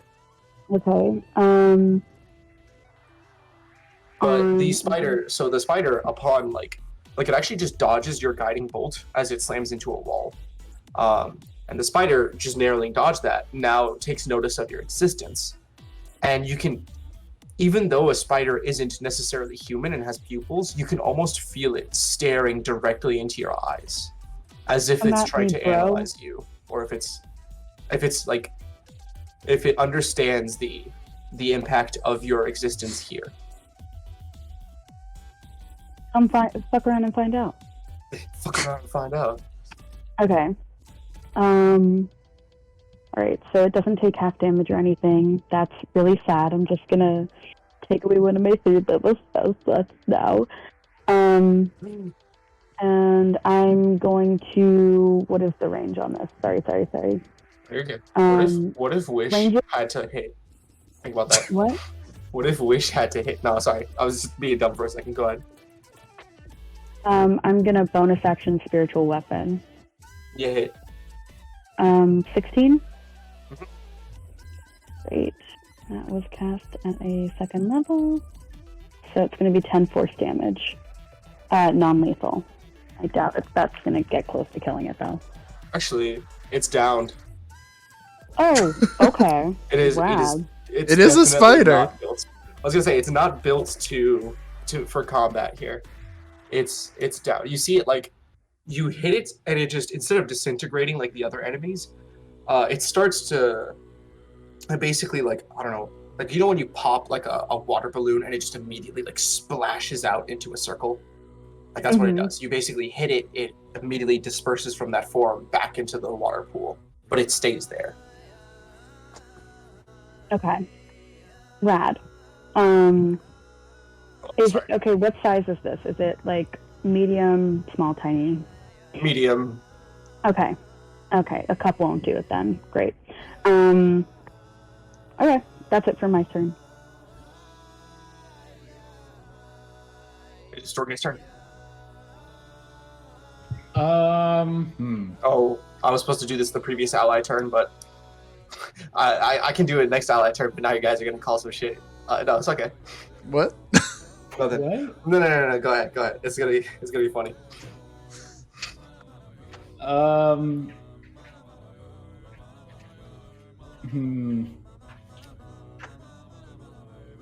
Storgé.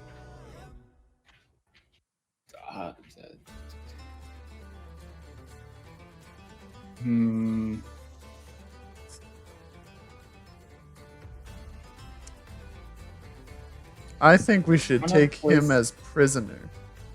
Well, yeah, obviously, but the battle's not over. Snap his neck, but honestly- non-lethally. No, yeah, I mean, like, Battle's I will say, never if you choose to just bind him or do non-lethal damage or take him as prisoner or whatever, like that will end the conflict. Okay, cool. Do I have any rope though? Oh, I do. Oh, I do too. Right, cool. Let's tie him up. We both tie him up. do you tie him up all conscious or? Oh, no. Wait, I have something better than rope. I finally get to use my manacles. Yeah, it's too late. Already tied up. Shit.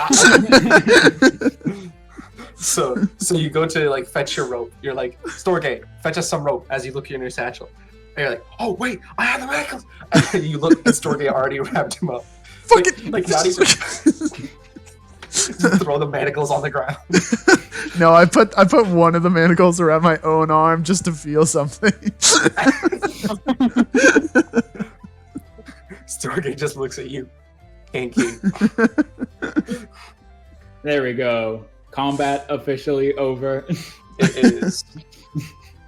I will, since I have to save some of this music for another theme, I will skip it off. Combat has officially ended.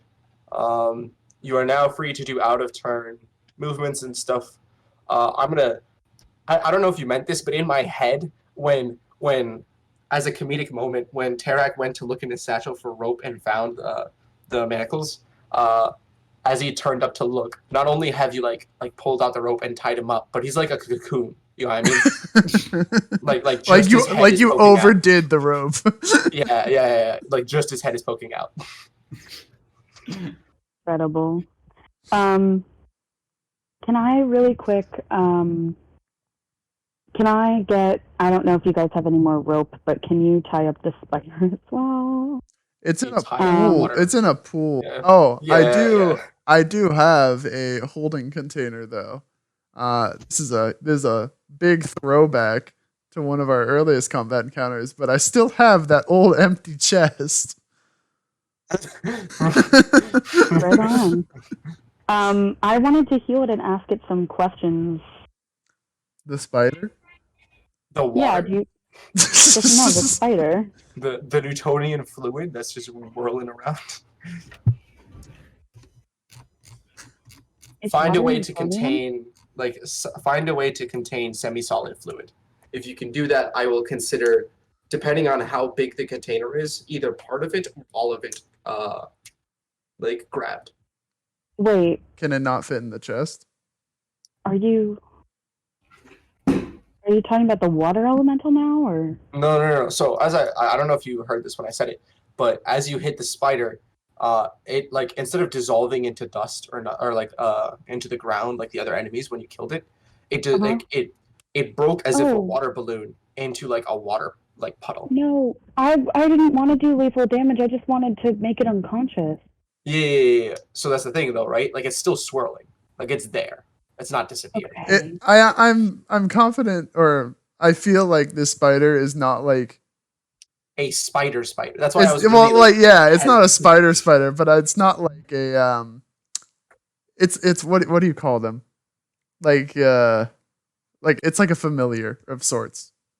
That's Yeah. the Yeah. vibe I get from it. Yeah. So like Okay, it's still there. It's not disintegrated or gone. It's nothing. It's just puddle. I'm gonna do a quick healing word on it and ask Terrac to have like the container ready. It's like a chest for it. I Yeah. was literally about to say no. You have to pick up like non-Newtonian fluid, just slowly and like scrape it off into the chest. You just about to be like, yo, this is the filthiest thing I've ever done. I would just build a tiny irrigation system to let it flow into the the chest. That's hilarious. Great. Yeah. So I do a quick Healing word. All right. healing word. The word is Spidey Boy hyphenated. And there it's gonna get 7 healing, which is more than I gave to Terrac a few times. Healing ward. What kind of spell is it? Like, is it technically like a Evocation. What if it's like a negative being and healing just does it? Yeah. So that's my thought. Was like, is this like not, like a radiant? I don't think it does radiant. Okay. I think I will hesitantly say that somehow heals it, thinking it's not radiant. But if you find out it's radiant, do know that technically does damage to it. I think it would do damage if it was undead. And this isn't undead. It is not undead. You are correct. So you heal it for 7. Let me look it up real quick. You're good. You're good. As you heal it, though, it just the puddle stays a puddle for a while. It just continues swirling as if there's like a whirlpool towards the center. Eventually, you see it start to morph, and it morphs back into a spider. As a spider. Apparently in 5e, healing spells no longer damage undead. Oh. What? Radiant damages undead in 5e, but it also damages the living. Oh, it's just radiant. Radiant energy and healing are different things. Well, there you go. Okay, sorry. What's up with the spider? It slowly morphs back into a spider, but this time instead of looking exactly like a spider, it's more like half transformed. Like you still see it's like a globby kind of thing, as if the water is just trying to hold an imitation form of spider. Hi, cutie pie. What's your name? It doesn't respond. Great. I try again in Abyssal and Infernal. You try again in Abyssal, thinking that it's an Abyssal. It turns to its head towards you as if it recognizes speech, but it straight up just doesn't respond. It's at this point, I guess one of your friends goes, oh, it must be one of those summon thingies. Yo, what if it's just like a portal thing? Like, what if its job is that it just morphs into a portal, and that's all it does? And then the other friend goes like, wait, does that mean it has a will? And the third one's like, I think it can execute commands since it's a summon, right? Just like actually, we found out the hard way it can't execute commands. Thank you, though. No, but that's not you're not the one that's summoning. Wait, so that means it doesn't have a will, right? I mean, I can choose not to listen to commands. And then they just go back into arguing. While my dumb mall friends are arguing the ethics of whether or not the spider is a sentient creature, I'm just going to turn to them and be like, hey, you guys, thank you so much. And I'm going to give each of them a silver and be like, why don't you guys go have like an orange Julius on me? And then I take it back from Caitlin. Like, I hand them all out, and then I take Caitlin's back, and I'm like, actually, aren't you lactose intolerant? So you probably don't need this. That was petty. Damn. Get like a water cup or something. Helera's like being really mean to her friends because they were dismissive of her friends. Like, Actually, yeah, why don't you guys just like go to the mall or go back? Thanks for helping out. I One look of them at just Caitlin pointedly and I'm like, stay away from Waku. so as you're saying this, right? Like as you're handing it out to them. Here's my thought process of the situation. So you're handing this out to them saying that you can use it for them all, and like you're slowly making your way to Caitlin. But first one of them goes, "Oh, sweet. Human currency. It's mortal currency. Look at it. Yo, look." And they're like sharing it with their friends. And Caitlin just goes, "Hey, Waku," in the area, and Waku just as he like surveys the situation and finishes, he comes down to like ask you like, "Hey, how's it going?" And he just kind of awkwardly waves at Caitlin, and he's like, hey, Caitlin." Don't encourage her. And he just kind of goes, So, you guys, and he points to like the guardian summons, and he's like, "You guys should probably head back. Actually, since you guys are here, could you report back to which one of you guys had? I have to remember the name. Give me a second. I'll remember. Oh, okay. So he kind of goes and he goes, "Which one of you guys had Ogma again? What are the three names of your friends?" Wait, what? Caitlin, Rebecca, and Stacy. Ogma?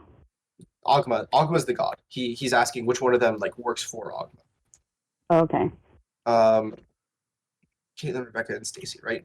So Stacy just kind of perks up. "Oh yeah, that was me. I may have I'm kind of behind on work. Don't tell Ogma that though, cause he really wanted those documents finished." And Waku immediately dismisses him. I don't need to know. It's fine. I won't tell him. Can you give him a message about what transpired here? And Stacy just goes, "Oh yeah, I got you. I can do it, right?" And Waku goes, "Stacy, this is high priority. As soon as you get back, tell him." Stacy just kind of goes, "Man, why you gotta explain this to me like I'm only 37 years old, man? I know what I'm doing." Stacy, honey, do you need me to write you a little note? Put it in your pocket? She kind of looks at both of you and she's like, I am hurt by both of you that you think so little of me." Terrac, who has no interaction with Stacy prior to this and is still focused on the pool spider, is like, "Stacy, you know what you gotta do, hon." I go, Stacy, honey, Stacy, this is not a diss. You and I have done the same amount of like illicit substances in our life, and I know that I would want a note. So do you want me to write you a note? I assume you say that as you're writing the note. Yeah, I put like a little heart on it too, with like little wings. Her arms crossed as she's looking at you, and she has like a really pissed face, and she just snatches the note from you. She's like, "I'm going back." Okay, bye, Stacy. I love you very much, my dear friend. She just goes, "All right, take it easy." Okay, all right. Bye, Rebecca, and then I end it. I'm like, bye, Caitlin at all. So Rebecca goes, "Bye," and Caitlin goes, "Yo, bye, Helera." And you end the spell as they like disperse, but in the moment that they disperse, she just goes, "Oh, come on." I see that I like see Caitlin's mouth start going to make the W of Waku's name, and I just cut it. It's like, "Bye, Helera," and end it, and I'm like, huh, how weird. Waku, who is now, I should probably move his character, but he hovered back down towards you. And he's just like, "Yeah, I don't know how to deal with Caitlin. What's up with Caitlin?" She has a crush on you, Waku. Just stay away from her. She's weird. His head or his face just contorts into a weird mix between confusion and sourness, and he's like, "Why? What?" Okay, we gotta work on your self-confidence, bye. No, fuck your self-confidence. I know I'm the shit, but like, Because Peach. No, dog. ew. He's just like, "No, that's Thank you. that's Thank wrong." you. Yeah, She's like, I'm gonna like send her a referral to an eye doctor in the celestial plane. I turned back to Terrac immediately and started a completely different conversation. You mean therapy, right? Right? Oh, fuck you. Some kind of doctor for sure. Something's wrong there. Anyway, Terrac, well, what do we do with the portal spider? I Alright, I corralled should the mention this. Oh. Oh, go ahead. Go ahead, Terrac. I did want to say I did an Arcana check on the spider like a while back. Oh, sorry. To answer your question, a doobie of magic. Oh my god. Okay, cool. Love that. It looks like a summon. It feels like a summon. It looks like a summon from like abyssal magic, and you're like, damn, that's some dark shit. Yeah. So I've corralled it into the chest at this point, and I've sprinkled. And like do you mean like when you say corral it? Do you mean like you stuck on it as if like to hit a spider, you just sneak with the chest open behind it, and you immediately like you're just like gotcha. Or it's like you try to like wave your hand in front like behind it to get it to move the second one. You wave your hand behind it for it to move, and it just kind of doesn't move. It's just like, what's up? I pick it up and throw it in the chest. So you pick it up and you throw it in, and you know it follows, like it lifts up a bit, and it goes in, and it like splats into the chest, and it loses its form for a second, and it gets back in. But, like you look at your hands, and your hands just get immediately covered in sticky goo. And you're just like, I also want to sprinkle a few drops of holy water around the rim of the chest, so that way. Oh, okay, I see. Imagine it can't get out. I see you. I was about to have it escape through the keyhole, but I see you. Now that you said that, I put some holy water around the keyhole. No. Like you did that, and I was like, I really was planning. Like, yeah, you're gonna walk, and you're like, what the fuck happened? And you just see like goop through the keyhole, and you're like, ah. But now I can't. So yeah. Look at you. I thought about things. Can I wave Storgé and Vera over? Vera's a bit far to see you wave. Well, then I yell. Vera! Vera, Storgé. The spider's pretty weird. Come see. So brings their captive over. Storgé brings his new friend over. I love that what Helera said has the same energy of guys. Look, I found a cool bug. Essentially, what it was. Now, I was supposed to say this as soon as conflict ended. I was actually supposed to say this a turn before conflict ended. Yeah. But you just hear the rumblings of like thunder on the ground, right? And as you do so, from the, I guess, east side of the map, you hear like horse hooves, like a ton of them, like massive amounts of them. And as they ride through, you start to make it out. I'm not gonna like put individual characters because it's basically a whole army's worth. But it's like a mix between, and they're like kind of interdispersed between the regular Asmiran army and like an army of orcs, like mercenary groups of orcs as they're running towards the west side. And you hear them barking orders at each other. As they bark, like as they're giving status updates, or one of them's yelling, they just go east. Like you just hear them yell out, like east side has been secured. Secure the west area. One of the messengers comes up to the front of the area towards what looks like the general. He's like, "Sir, we just got word. There's a heightened amount of magic used in the southern district." And he just goes, "What the hell do you mean, just a heightened amount of magic?" And as he says that, all of you pause, and you hear an eerie silence, just dead silence, right? Like you feel it, like the calm before a storm kind of thing.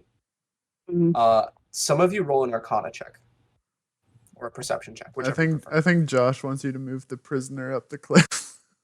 Oh, sorry. Hey, look, a good Arcana roll. That's a rarity.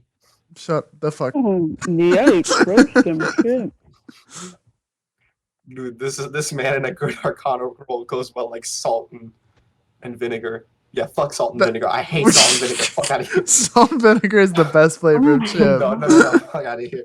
You're a I'm serial sorry, killer, I swear to God. I have to get off the call now. I can't associate with people who can't see the truth. Okay. Wait, is Samuel the one that can't see the truth, or am I? Of course he is. Of course it's Samuel. Listen. Samuel, are you bad? Tell me sour cream and onion is the primo flavor. Honestly, I feel like growing up, if I had to eat a bag of Pringles, I just want regular at this point. I don't even want sour cream and onion anymore. Disgusting. Oh my god, you are old. Yeah, I used to love Also, sour the right cream. answer to the best chip flavor is jalapeno. So. Ooh, jalapeno is good. I kind of like jalapeno. All right. You know, now that we've one mended some thing- fences. Anyway, Okay. anyone else want to do a perception? Or I guess I'll do one for Zyll as well. Though Zyll can't really do much since I don't know what Jeremy thinks.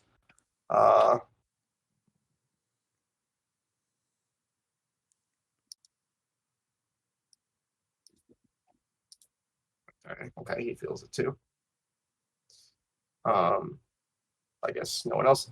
So, like in the brief moment of calm, you're just like you feel chills go up your spine because of whatever's happening is not good, and you all immediately turn to face towards the city, and you see like a shining of light in the sky, and that turns into a huge, gigantic beam of blinding light hitting straight into the southern district.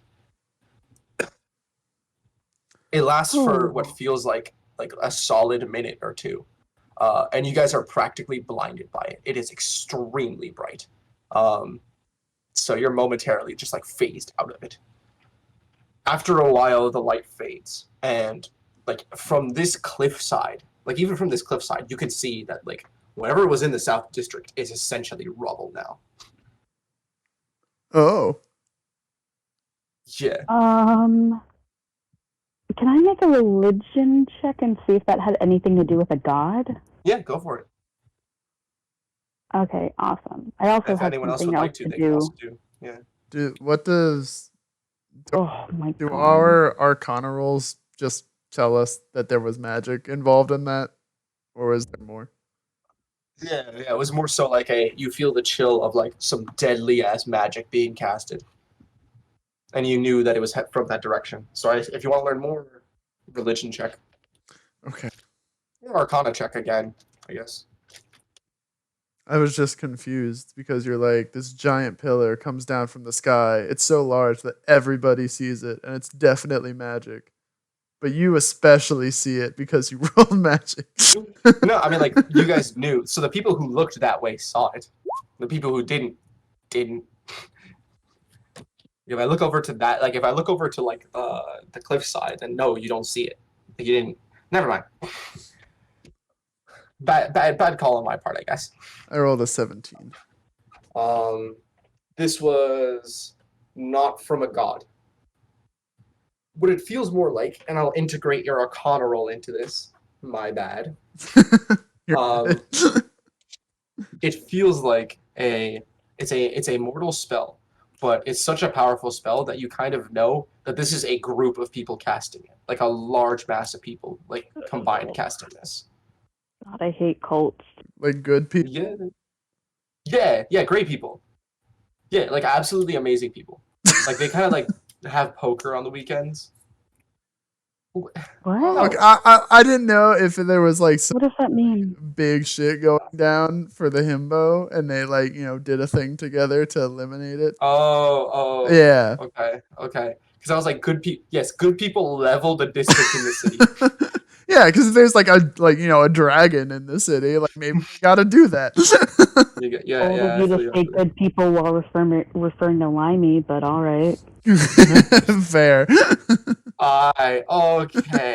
Okay. I'm feeling the mutual hate for Limey. Man. I just kind of feel sorry for the bastard now. You shouldn't. Okay. Anyway. Radical. Yeah, so that's the light. The soldiers who were just like racing towards here, even they pause and seeing that one of them just goes, "Oh, oh dear, I should say this correctly. What would he be into?" Uh, okay, you just hear one of them goes, "Oh, uh, divines protect us." Yeah, I'll make it generic. Yeah, divines protect us. What the hell is that thing?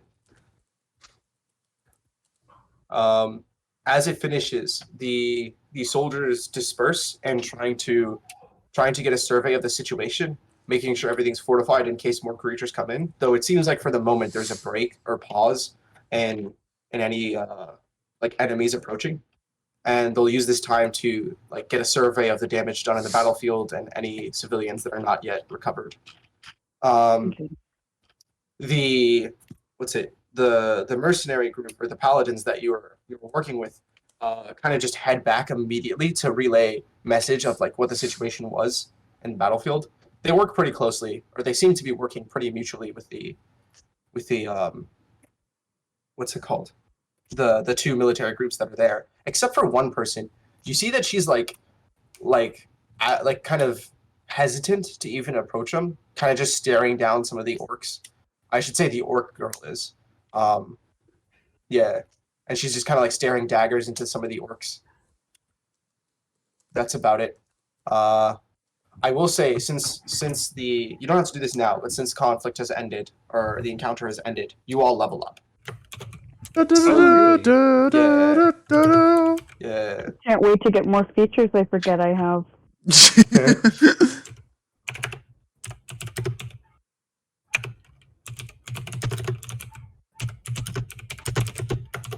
There's some furious typing. I was gonna say, gives a thumbs up. I don't know what a thumbs up means, so I'm gonna go over to Storgé and just kind of clap him on the back and be like, "You did really good out there, bud," and just hit him with one of these. So it's gonna give him 7, I guess, because we're leveling up.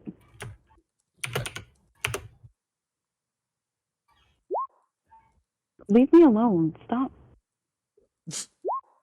Stop. Not really gonna heal me. I'm just gonna ask everyone else. Does anyone else do anything of interest, or while you're like calming down and the soldiers are coming in to take over? So what are we going to do about all of this fire? You actually don't even have to worry about that, because as some of the soldiers were coming in to like survey the field, they noticed the fire, and some of them have immediately begun procedures for like putting out the fire flames. Cool. You know, like basic fire bucket or like water bucket stuff. All right, whichever one of you can understand what this guy says, get them to tell me where Prishura is. At this point, Waku will perk up and be like, "Actually, it would be a good idea if we could find a place to interrogate him." As if right on cue, from as the floods of soldiers are appearing in within the group, you hear a familiar voice yell out, "Hey, you guys all right?" And it's the distinct voice of your favorite headmaster of a university. Oh my god. The man, the myth, the legend. Himself, Aegon. He pops in, bro. He's just like, since I actually have an icon for him, I'm gonna have him represent 2 people. He just kind of runs in and he's like, "Hey, everyone." Before he even stops talking, I'm like, "So did you actually contribute this time?" And he just he kind of pauses for a bit, and he looks at you annoyingly, and he just goes, "Does anyone here? You guys look like you've been through hell, and the battlefield looks torn as hell. Jesus Christ."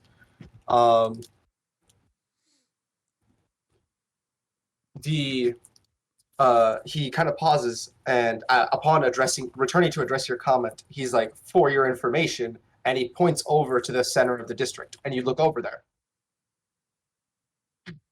and you see nothing. You did that?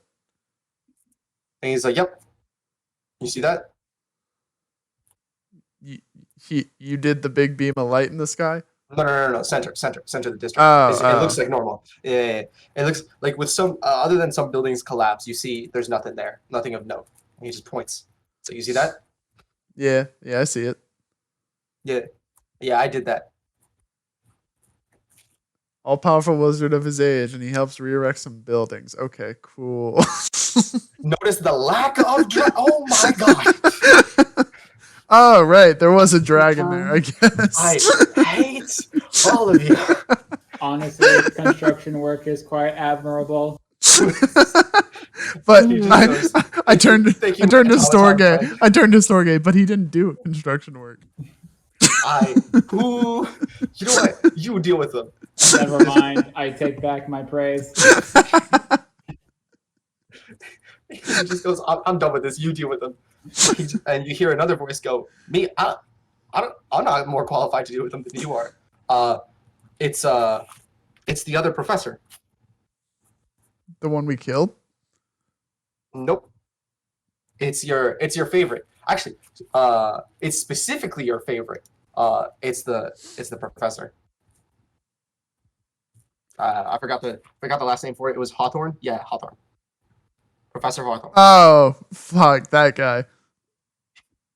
He just goes, "If there's no injured, then we should probably head over. I think there's a lot to discuss."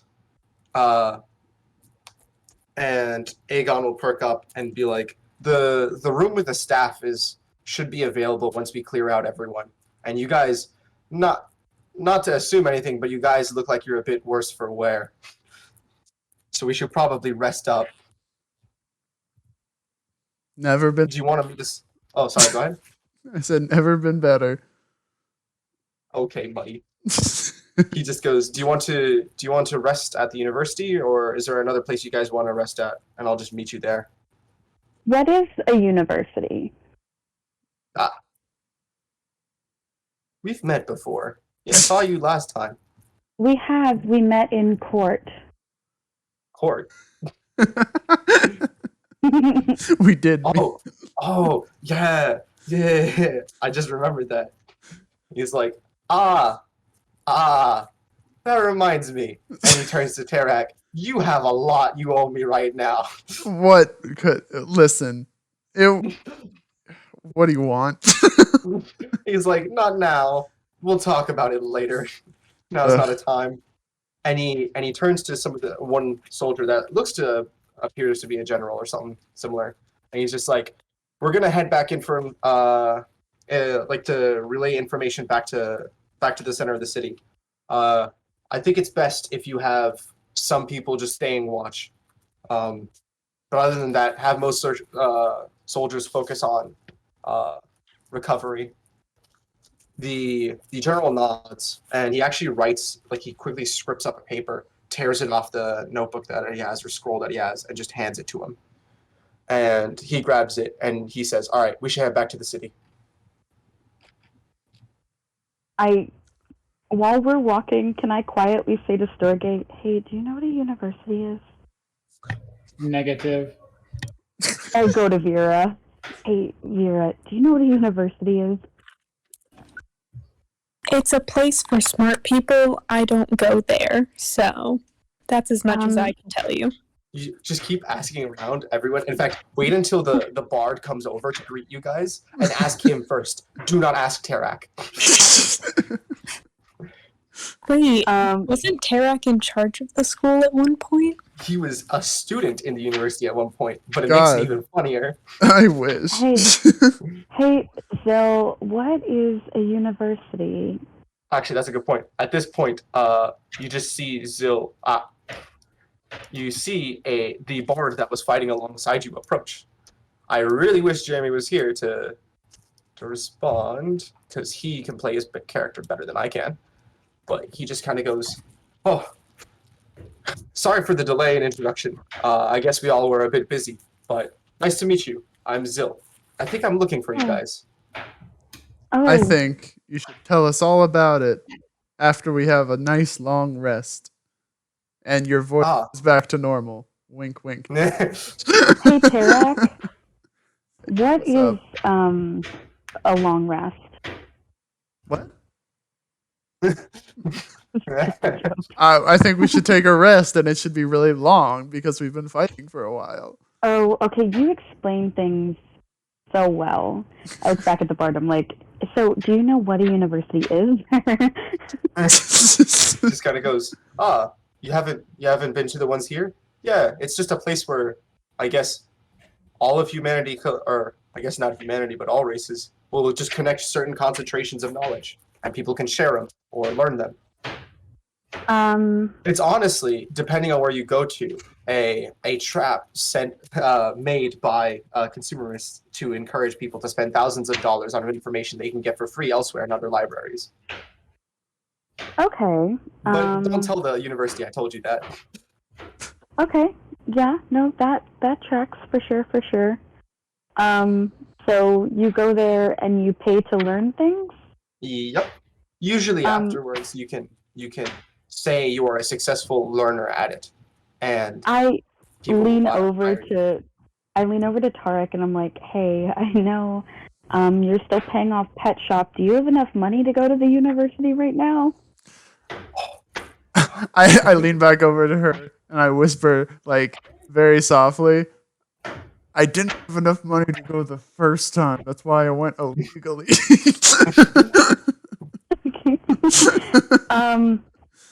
You can go to universities illegally? You just kind of, Zyll just kind of perks up. What? And Aegon also perks up. What? Can we go the illegal route? No, we would like never. fun. We would You're never. not supposed to. Is that like a specific path you take? Is that like in like the like? Is that do you have to walk past the volcano for that? Aegon runs a finger through his hand through the bridge of his eyes, and he walks over to Terrac or Carter, and he's like, "Please tell me she means the shortcut route we took when I was with you, and not the fact that you went into the university without paying tuition." Yeah, that's exactly what she's referring to. The short. Roll deception. I don't even care if I fail this one. Yeah. Can I help Tarek? No. And be like, yeah. No, you definitely can't help me. Because I don't know.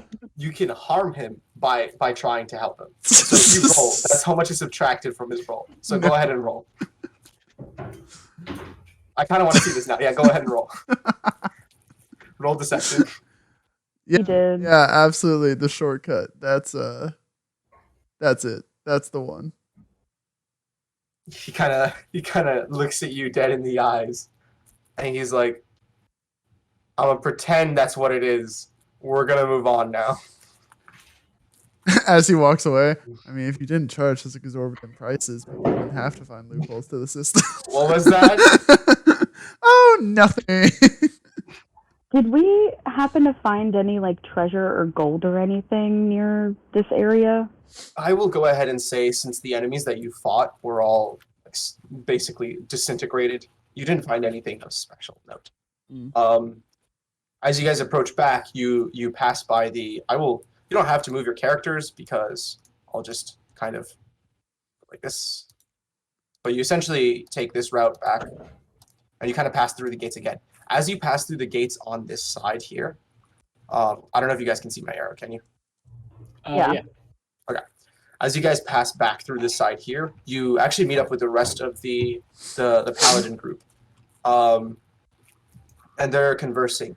Bellis will actually turn to you and go, "Hey, is everyone all right? Does anyone need any healing?"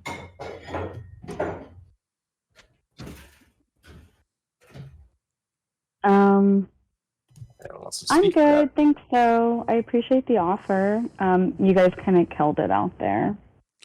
Pun intended. I could use a touch up.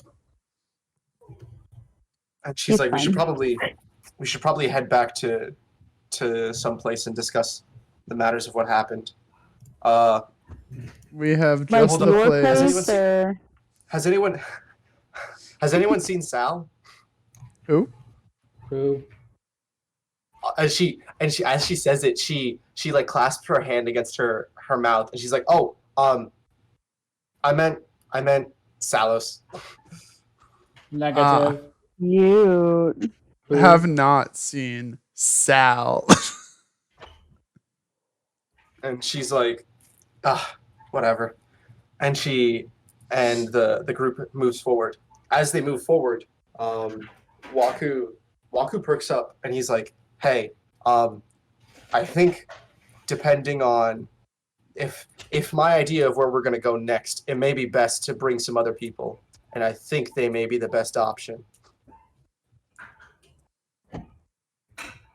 But you guys head back to the city, I guess, as you're discussing. If there's anything you guys want to talk about with either each other or the people that you're walking with, feel free to do so now as you're heading back. Yeah, I sent you a little DM. I just wanted to kind of like silently use like my dragon sense with Goldie's I was halfway through writing back. Yes. Okay. When you sent that, my initial response was, "You have the faintest feeling of Goldie being somewhere nearby, like much closer than when she originally was out in her mission, but still definitely not within nearby the city." Okay. It's just she feels closer and she feels still alive. It's just very faint. Great. Okay. All right, and Erendite is with Yep. Mm-hmm. Okay, cool. Hey, Terrac, can I borrow Pet Shop to send a quick message? Wait. What? Salas was in that combat. No, was he? Who? It says Salas came out of nowhere and gave a nice speech. That's That was in the city before we. That was in the city. Before Yeah. we came over here. Okay, gotcha. Yeah. Can I give that information to Bella? What's up? That we saw Salas? Well, Bella was there when you guys were in the city. Oh, okay, never mind. Okay, yeah. Can I borrow a Pet Shop for, just a little bit, Terrac? The answer is yes, but it's probably best if you just write the letter and give it to me. He's not very accommodating of other people. Okay. I want to scribble out a quick message to Aaron that says, "I know you're close by. If you need help, let us know. Also, what was that light? LOL. Take care of Goldie for me. She likes to be scratched under her. She likes chinny scratches." I have an animal messenger to send this message for you. It's not Beans, is it? Is it Beans? No, it's not Beans. Oh, okay. Never mind. Yeah, I'll take you up on that. Disappointed it's not Beans, but I'll live. I mean, it could be Beans, but I'd rather not risk it getting swallowed up by a bird or some shit. Gotcha. I sent my seal in case, I don't remember what we needed those for, but in case you needed it. But yeah, I'm going to use, who's your animal messenger? It's just any animal that I touch or see within range. Okay. Great. I guess I go catch a squirrel or something.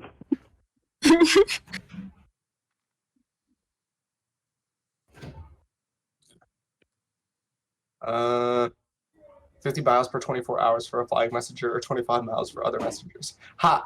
Pet Shop got you beat. Pet Shop was teleported thousands of miles. Anyway. Yeah.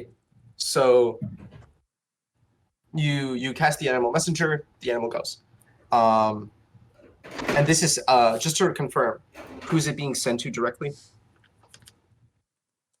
I can't remember. Erendite, right? Erendite, yeah. Is that his name? Yep, the hero that's working with Goldie. Yeah, Erendite. Yep. And it just basically said hey, we're in the area. If you need help, let me know. Also, what was that light beam? LOL. Give Goldie chinny scritches for me.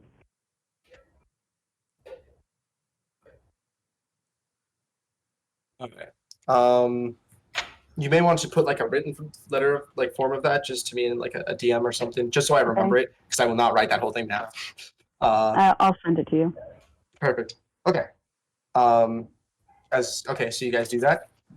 You guys make your way back to the city, and you see, like, you kind of, since you're going in from the west, you don't see the southern district, but as you get closer, you can clearly see the line where it just turns from cities to rubble. The regular part of the city has some buildings that are damaged or stuff, and it definitely looks like there was fighting in the streets and everything. But other than that, it doesn't look severely damaged. You hear soldiers frantically running back and forth, trying to get messages around, getting information across, and saving civilians, and bringing people to the right locations, and getting like supplies out and food and everything. It's been a long while. You guys kind of feel like the sheer exhaustion of this extended fight that you've been in.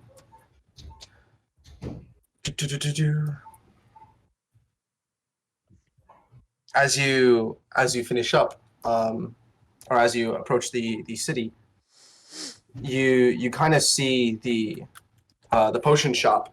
Like, it's still there. It's still going. But Mike is like frantically running in and out, trying to get crates and crates of healing potions out to whatever soldiers he can. He also looks pretty exhausted right now. You guys can decide whether to go into the potion shop to discuss things, or you can go into the university. But seeing as how it was offered, I assume you guys go with the rest, both the brigade and the headmaster and professor, to the room with the staff. Is that a correct thing? Sorry, can you repeat that? I think my audio cut out. That's all good. You're basically like, choose between going into the potion shop to discuss things, or since you were given the offer, you can go into the room with the staff to discuss things. Regardless of where you go, you're going with the professor, the headmaster, and the brigade. Okay. I like the potion shop. Okay, that's one for potion shop. Anyone else? Potion shop sounds cool to me, but I'm down for anything. All right, if we go to the potion shop, then I have to.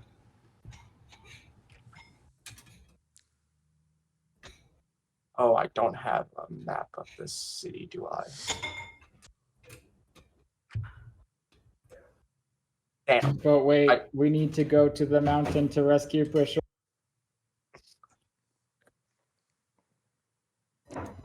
True, but consider all of the shit that happens when we're around. So we want to make sure that the staff area stays protected by staying far away from it right until we need it. What are you talking about? He says, dragging a hostage behind him.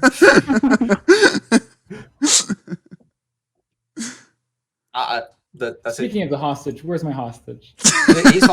You are literally dragging. He looks like he has this deadpan face with some of the rope covering his mouth, and he's like just on your back with his legs dragging across the ground. I'm walking behind Storgé, just giving the hostage like the evil eye the entire time.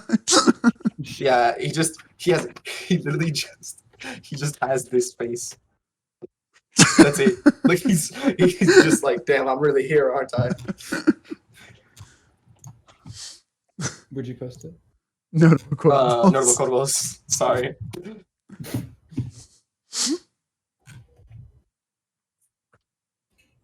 I'll make it a quote. quote. That phase in response to what I wrote makes it look like you really wanted me to die. I will edit it so that it is in quotes. Yeah.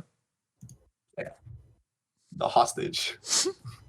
Alright, so you guys go into the potion shop.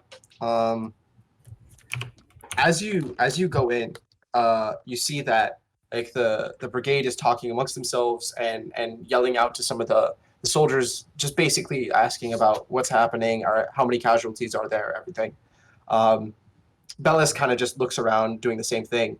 And as you like enter the center district area, you see like the sheer amount of rubble and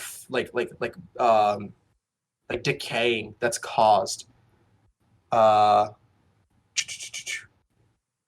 Like around from what appeared like what was probably the draconic creature. As you walk in towards it, you see that there's a lot of people clearing the area as if they're booking it away from it. And the remnants, or you see like a remnant of a puddle, like a massive one that covers an entire building area, just seeps back and disintegrates into the ground.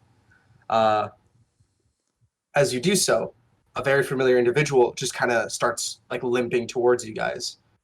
Like out of everyone, Bellis will immediately just like run up and just go, "The hell was that?" And Salos will immediately respond with, "Oh, hey, it's you guys. How'd things go in the West?" He actually asked that to all of you and not to Bellis.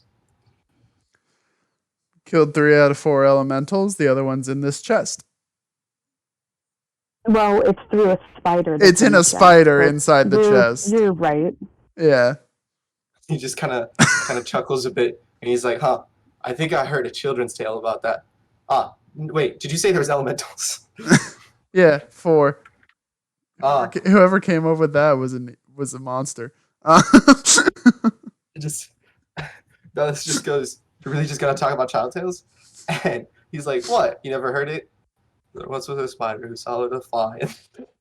and he starts singing the jig, and she just punches him, and he collapses into the ground. Like he was barely standing as it was. He looks bloodied as hell, and he just kind of collapses. And she like kneels down and starts casting healing on him. Sorry, he needed to shut up for a quick sec.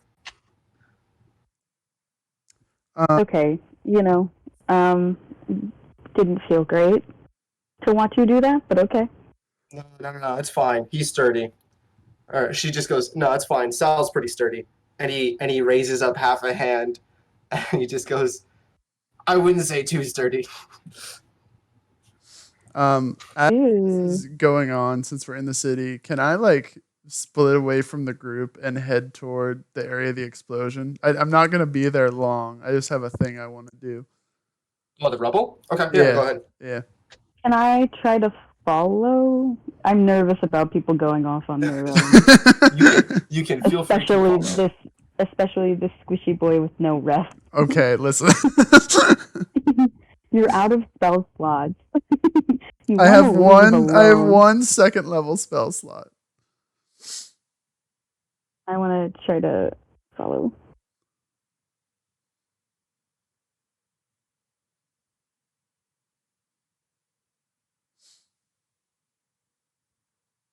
Yeah, go ahead. How far do you guys go towards the rubble?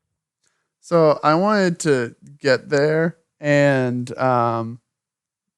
like when you say it's like rubble, is there like nothing remaining where the light hit? Or is it just like no building larger than 1 story is up? Okay. Are there casualties from the light attack? You see some soldiers like running in towards the area, like just as a recovery operation, and you hear some of them like calling out how the situation was. And one of them goes, "Sir, any reports of casualties?" And the other one goes, "Nah, it appears that most of them made it out. A lot of them made it to the evacuation caravans. We don't know how far south they went, though.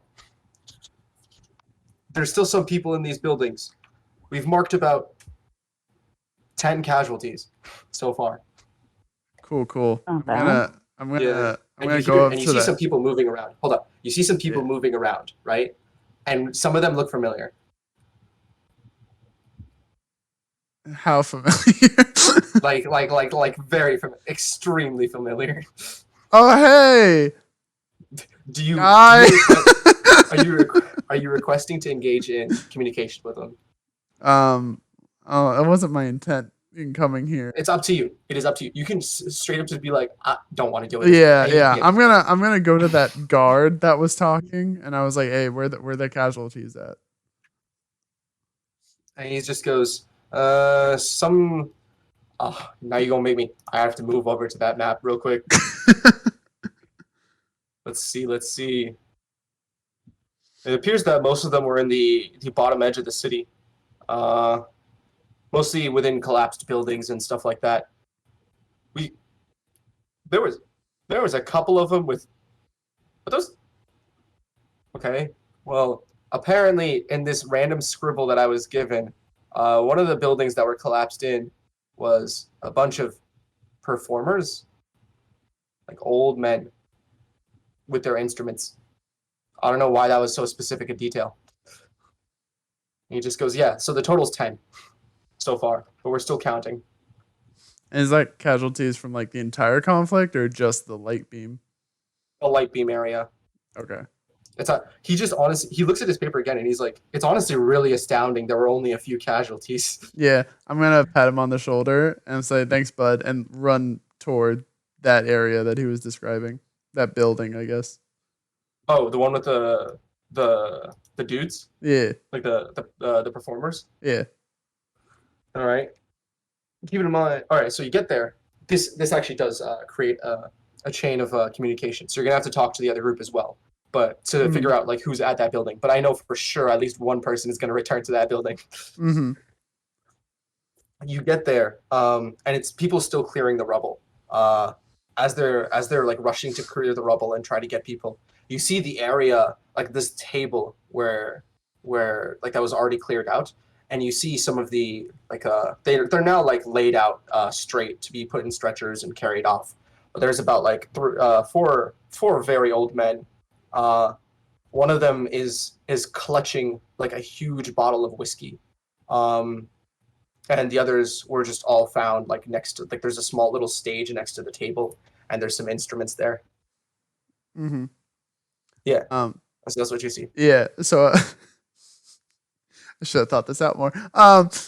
You also notice an antique like a weapon mount plaque like that goes into the side of the building that's empty and just on the ground. Can I look at it? It is empty. Whatever was there that was mounted is not there. Oh, interesting. Does it have like an engraving or anything, or is it just a blank plaque?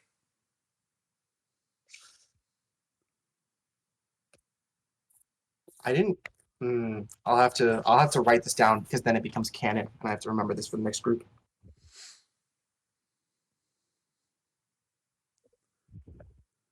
That's a really bad joke. I can't say that.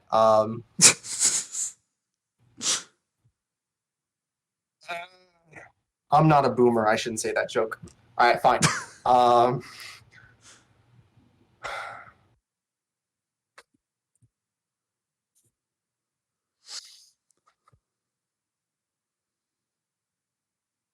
You just see it in quotes, capitalism. Capitalism? Yeah. I'll do that one. That's a better joke. Yeah, capitalism. Capitalism. That's what it says in quotes. Capitalism. Is it capitalized? I'm going to do a perception check on the dead folks, the dead performer men. Percept. What are you perceiving? Are they dead? Are you confirming? Well, no. I want to perceive which of them, like just from I guess the remainder of their bodies, which one looks most important, or like which one had like the most experience and whatnot. One of them appears to be. Well, it was found next to a lute, and he appears to be the oldest out of all of them, and wisest. If you had to make a guess, I'd guess he'd be the most well known. Mm-hmm. Why? I turned to one of the nearby guards. Can I take this? Huh? the guard double takes. Huh? Can I take this? You mean to take it to the burial area? Yeah. Yeah. It's to the east of here. Yeah, I've been helping the city, and I'm trying to pitch in. Roll deception check. That's the truth. Okay. You've been helping the city. You're trying to pitch in, and you stop there. Yeah. Okay. Okay. Yeah. He says, I shouldn't. This is clearly deception, but he just points. He points towards the east side, and he's like, "Yeah, past the water reservoir area. If you go to the east area, that's where we're taking all the bodies for autopsy and burial." Thanks. I guess. Do I like load him on my back or like? He's like, "Well, you could use another soldier. Here, I can find someone." Wait, hold on. Do I notice Helera? I mean, Helera's with you, yeah. Okay. I actually have someone here with me. Unless Helera was trying to be sneaky. I was trying to be sneaky. Oh, then you don't. I mean, roll stealth. What did you need me for, Terrac? To help me carry this body to the burial grounds. Okay. Roll perception. Terrac. Yeah. You need a higher than a 9. Dang. That's some shit. If I see him struggling, I'm gonna go over and help. But before I do, like, after he runs away from the first guard, can I ask the one who he asked where the dead bodies were? Before I catch up with him, can I just ask, like, hey, do you know what caused all this? Like, is it gonna happen again? And he kind of looks at you with very nervous eyes, or like honest, but like nervous eyes, and he's like, "We're not sure. We don't know what caused it. All we know is apparently it was some magical strike. I honestly cannot tell you if it's going to happen again, but it appears like for now, whatever it was, it's not being repeated. My hunch is if it's a group of people that took to cast it, then it's going to take a while before they can gather that much energy again." Like a long rest, or like... No, okay, yeah, all right. Yeah. Cool, I go catch up with Terrac, and when he starts, like... I'm trying to like schlep I don't know. back. Like, I don't need another soldier. I got this. I just like show up and I'm like, "Hey, pal, you need me to help you carry a dead body?" Yes, please. All right. The guy goes, "My pleasure." Two volunteers. That's perfect. Yeah, just take him to the east area. There should be a guy next to like the wounded and dead. He should be able to take it from there and tell you which area to put it. Awesome. Great, we'll be back for the rest. Thank you. Absolutely. Perfect. So, what are we doing? We're taking this back to the potion shop. Why? I want to talk to him. Yeah, all right, sure. Cool now. Huh? Alright. You kind of just like you're moving it back as quick as you can back up the north. You pass by a guard and he just kind of yells back, "Hey, make sure to take it to the east, not north." And he just kind of this one I yell like as we're like running by, like without paying him much attention, like, "This one might still be alive. We're double checking." He just kind of goes, "Ah, shit. Yeah, good luck." Oh my god, that was good. That was impressive. I was gonna say roll deception, but like I kind of don't want to because that was really good. So roll deception with advantage, I guess. I'm gonna get like 2 nat ones. You were very lucky. Yeah. Last time you man, do not jinx it. All right, you have a 19. All right, cool. Yeah. You just yell that back, and he's like, "Damn, good luck." Okay, so we are carrying this dead performer to the potion shop. See, I'm going to cast my spell in the as you started picking up. What's up? I was going to cast my spell in like the area, and then I remembered I have not rested yet, and I have no spell slots, so I cannot cast Animate Dead. So I do want to make sure that you know this, but as you're picking up the body when you were at the house, right? There was one person that looked extremely familiar that was running towards it, and he just yells out, "Hey!" And then that's when you started like frantically like, "No, I can take it. And then you start like running. Yeah. Like, starting to move as fast as you can. Okay, so you make it back to the city. Bellis is with Salos, still healing him up. She's just muttering something to him with like you just see her with like a worried face. the other group will actually join you into the pet shop. Or pet shop. I keep saying pet shop. The potion shop. And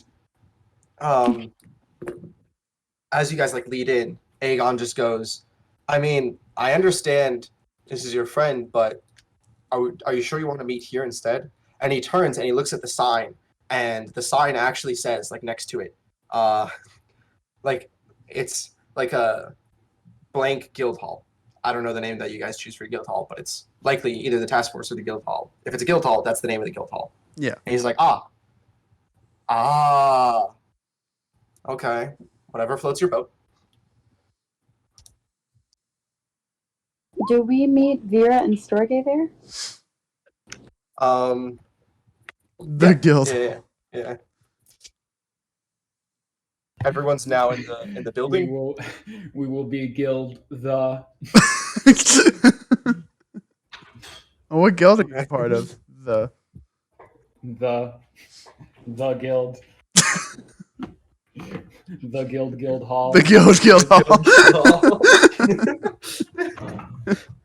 So you guys are in the building, and you straight up just feel the exhaustion. So much so that the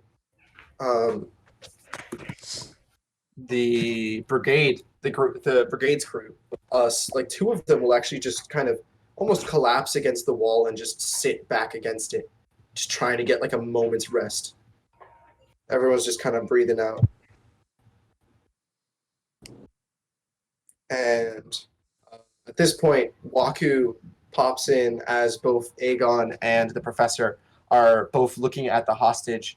And I assume you just kind of burst in with a body, Colin. Correct. Yeah, and so everyone just looks at you, and they're like, "Is he critically injured?" No. I mean, yeah, he was. He was. Is he dead? Ignoring this, hey Mike, do you have anything to rejuvenate spell slots? He's like, the hell? The hell's a spell slot? Spellcasting ability, I mean, to make it stronger. I mean, I guess. Do you not want to rest, my guy? You just went through a whole entire battle. Yeah. We have to do this first. It's important. He just kind of goes, fuck. And he looks around. Wait, don't we have that flower? You do? The storage plant? Can't someone with a spell slot put the spell slot into the storage plant for you to take out? They can indeed. That's true. They could. Assuming that the other group doesn't steal it. Well, if they do it like right now. Yeah, that's what I was saying. Like, you think I won't remember this? I remember this. What level do you need? 3. Okay, yeah, I have 1 left. But hey, like while we're all here, I just want to just reiterate that we should really buy a diamond soon because I gesture at Terrac. Yeah. Listen, I was fine.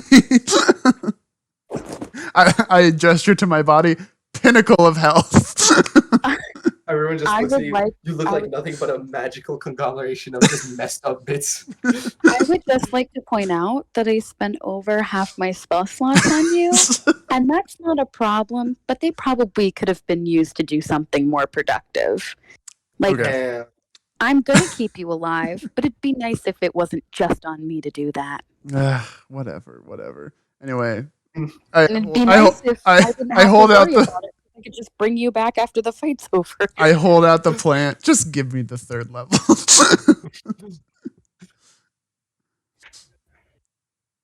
I put it in there and I hold the plant just out of reach and I'm like, you promise? I promise. All right, here you We'll go. help And then when he contribute goes to to the reach for it, I diamond. try to snatch it away again just for fun. And then I actually hand it to him. Okay. So in that brief moment, and the moment that you hand it to him, the plant goes from a light blue to just blank. Wait, what? No, I'm not actually gonna do that. That'd be funny though. No. That'd be straight up funny if someone robbed your spell slots. Yeah, for real. All right, Limey, you just hear in the distant Limey goes, "Yo, sweet, 3rd level spell slot." I'm going to I punch a hole in immediately the wall. use this up and cast animate dead on this motherfucker. And so I pick up his loot because I guess I took that with me. And I Wait, you're gonna do this in front of everyone? I just want just to confirm, you're doing this in front of everyone. Dog, my mask is still off. I don't care about secrets anymore. Wait, you just left your mask off? He went That's off. important. Wait, Wow. You need to tell me that way back when we were freaking dead. If Hawthorne is just gonna come up and you don't have your mask on, state that. Okay, I guess fine. I put my mask back on for Hawthorne. No. It's too late. It's too late. Hawthorne's just like, oh my god, it's you. You're alive. Give me my mask back. I don't know what you're talking about, sir. He, with full strength, he just summons the mask back to himself. He's like, where the hell have you been? Who's all these people? What just happened? I don't know who you are. I have more things to deal with. He literally is just, he grabs you by your collar and he's like, we have both been summoned to the gods. What is going on? It's a long story, Teach. He just looks at the dead body and he's like, you're not. You're not. Yeah, well, you know, do as I say, not as I do sort of thing. He kind of, a little bit stunned, but almost in an accepting way, just lets go of your collar. It just kind of looks back at it. Yeah, I'm like, hey, at least I got good enough to be able to do shit like this, huh? He's just staring at it in silence. Yeah, so I'm gonna cast animate dead then. And as you do so, yeah. Okay. It doesn't make groggy noises, right? I assume it's not like it's not gonna make like the same thing that Skyrim zombies do every like 10 seconds. Yeah, and this isn't like exactly like talk with undead, but I can command it, and I was like, I figured I could get to tell me about what happened. Alright, so he just kind of gets up, the animated corpse, and just kind of pauses for a bit, and without making a noise, or not making a noise, but without talking, just kind of pats himself everywhere. And he just goes, my back!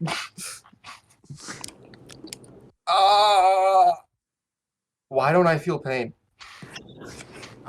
You're never gonna feel pain again. That's the good news. Maybe you're just a cold person. And he's like, yo, I had no clothes 10 seconds ago. Why do I have clothes now? Wait, am I back here? Why the fuck am I back here? You've been here before?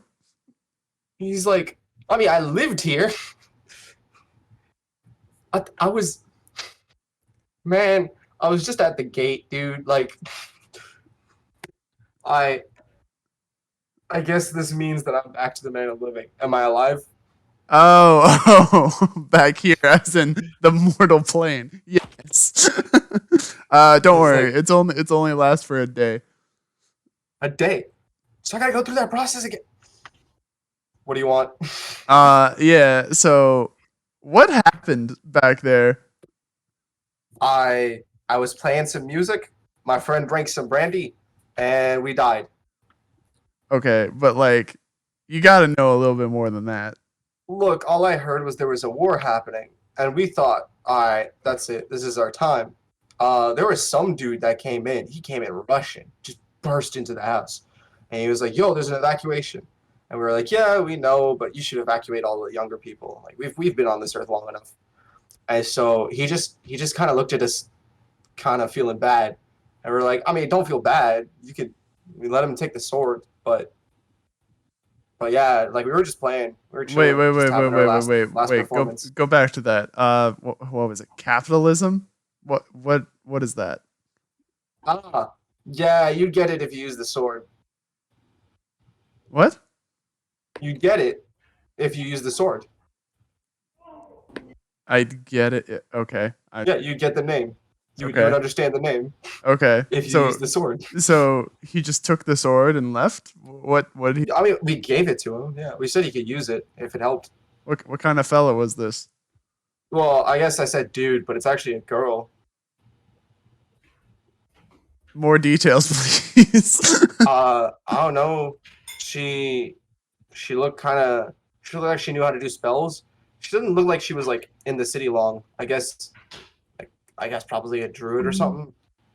She was in a rush. Was there? I thought there was like a person behind him, but then they looked like too short to be a person. But they were definitely standing on their back legs. Like I don't know what was going on there, but I didn't want to ask. I'm piecing this together. So okay. So you didn't get any information about the thing that killed you?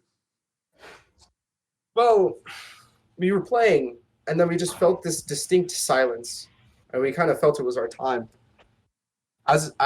Everyone else just kind of closed their eyes, but I tried to look around to see what it was like. I don't know what to tell you. There wasn't... It appears whatever was in the city, everyone either just cleared or was disintegrated. Yeah. It felt like I had like an extreme heat and pressure thrown onto me. As if whatever magic it wasn't just like just regular magic itself attacking me, but it was as if like I was feeling like souls drained from other people, just like impacting me as fast as possible. And did your soul get drained? He just goes, well, I mean, I guess so. It felt more like I was just crushed under the rubble because of the impact of the thing. Maybe. Do you think they didn't want your soul in particular? No. It was definitely more so whatever souls they had, they just threw at us in that attack. And my soul just left. Okay. Yeah. It's kind of weird, though. I'd almost, like, if I didn't know any better, it almost felt like it was like a judgment of a god or something. But it didn't. But it wasn't feel like a god. Like a rapture? Something. It feels too powerful to be just a wizard, you know what I mean? Yeah. Hey, wait a minute. Where's my base? Where's my... Oh, my base. You mean this? I hand his loot to him. My base! He pulls it up, and you hear the lute strum, and it's just like straight up octaves lower than a normal lute. He's just like, yeah. It's like a thing I made up. I call it a bass. It's like a lute, but for deep stuff. Yo, okay. I think you forgot a string, my guy. He just looks for the string, and he looks around. And he's like, "Oh shit! One of the strings broke. Damn. Probably be fine like that. Yeah, maybe. I guess I wasn't using that string much, huh? What if I... And he moves his hand up on the lute, and he's like, oh, yo. Yo, fuck that extra string. We don't need it. Oh, yeah. Well, I look around at the other patrons of the guild hall. Aegon just kind of looks at you extremely shocked and in a mixture of anger and disappointment because of course you're using necromancy. Correct. Your teach literally is just, he's kind of in a gaze, just like taking in information from the dude. Everyone else was just kind of listening intently. The orcish person in armor will kind of chime in and say, okay. Would have something to say about it. What's up? Nothing. Oh my God. She just kind of goes, well, if we know it's a... I highly doubt to think that an actual god would do something like that. So I'd imagine that whatever it was would be... They're honestly super petty. One time I, for the first time ever, beat Tyr in 5-card rummy, and he literally flipped the table. so hard that it caused like an earthquake on a different plane. They're petty. No, I- I have no doubt Tyr would do that, but that's not the sense I got when the attack happened. Waku announces and he's like, "Hey, if anyone can hear me from this group, let it be known that it was definitely not a god that did it, nor would they be that petty." At least I agree with you on the first You're not part. one to talk about gods not being petty. That's like your He whole just goes, deal. "You're talking a lot of shit for someone in the mortal plane." I mean, you're also in the mortal plane. Look, then I guess we both have to shut up now. Just you. Does anybody else have a question or an inquiry for? I'm sorry, I didn't even get your name. Yeah. Oh, the guy? Yeah. Mm-hmm. Bill. Bill the deceased. Yep. Well, I guess I am now, but they called me Bill the Performer. So Bill, They called me like, the Great Bill. The Great. I guess just like, do you need to say goodbye to anyone? Because like, you're in. I don't think you're gonna be around indefinitely, but like, I do just want to let you know, like, you could go say goodbye to people before you leave again. He just goes, "Well, my wife already passed, and I guess my son is way too far from here. How long am I going to be alive?" 24 hours? 24 That hours. is not enough time. He's I just could. like, damn. I could send a letter. Ah, yeah. Here, let me write something. Any of you got a pencil? Or a quill or something? What's I do. a pencil? I have a quill. I have a quill. And he writes a letter, like a small like thank you letter, or like a letter of goodbye, basically, to his son. And he's like, yeah, and as he's writing it, he's talking, and he's like, yeah, I've only had one kid. Good guy though. He went on to work in construction. I think right now he's living in Rhodopolis. He mentioned something about wanting more of a beach life, though I don't see the benefit of it. Make sure he gets this. Hey, it's 5 o'clock somewhere, you know? Some of us are alcoholics. We need that lifestyle. He actually heartily laughs. He's like, "Oh no, my son doesn't drink, but I would definitely agree with that. Actually, can I have one more thing? Does anyone here have any alcohol?"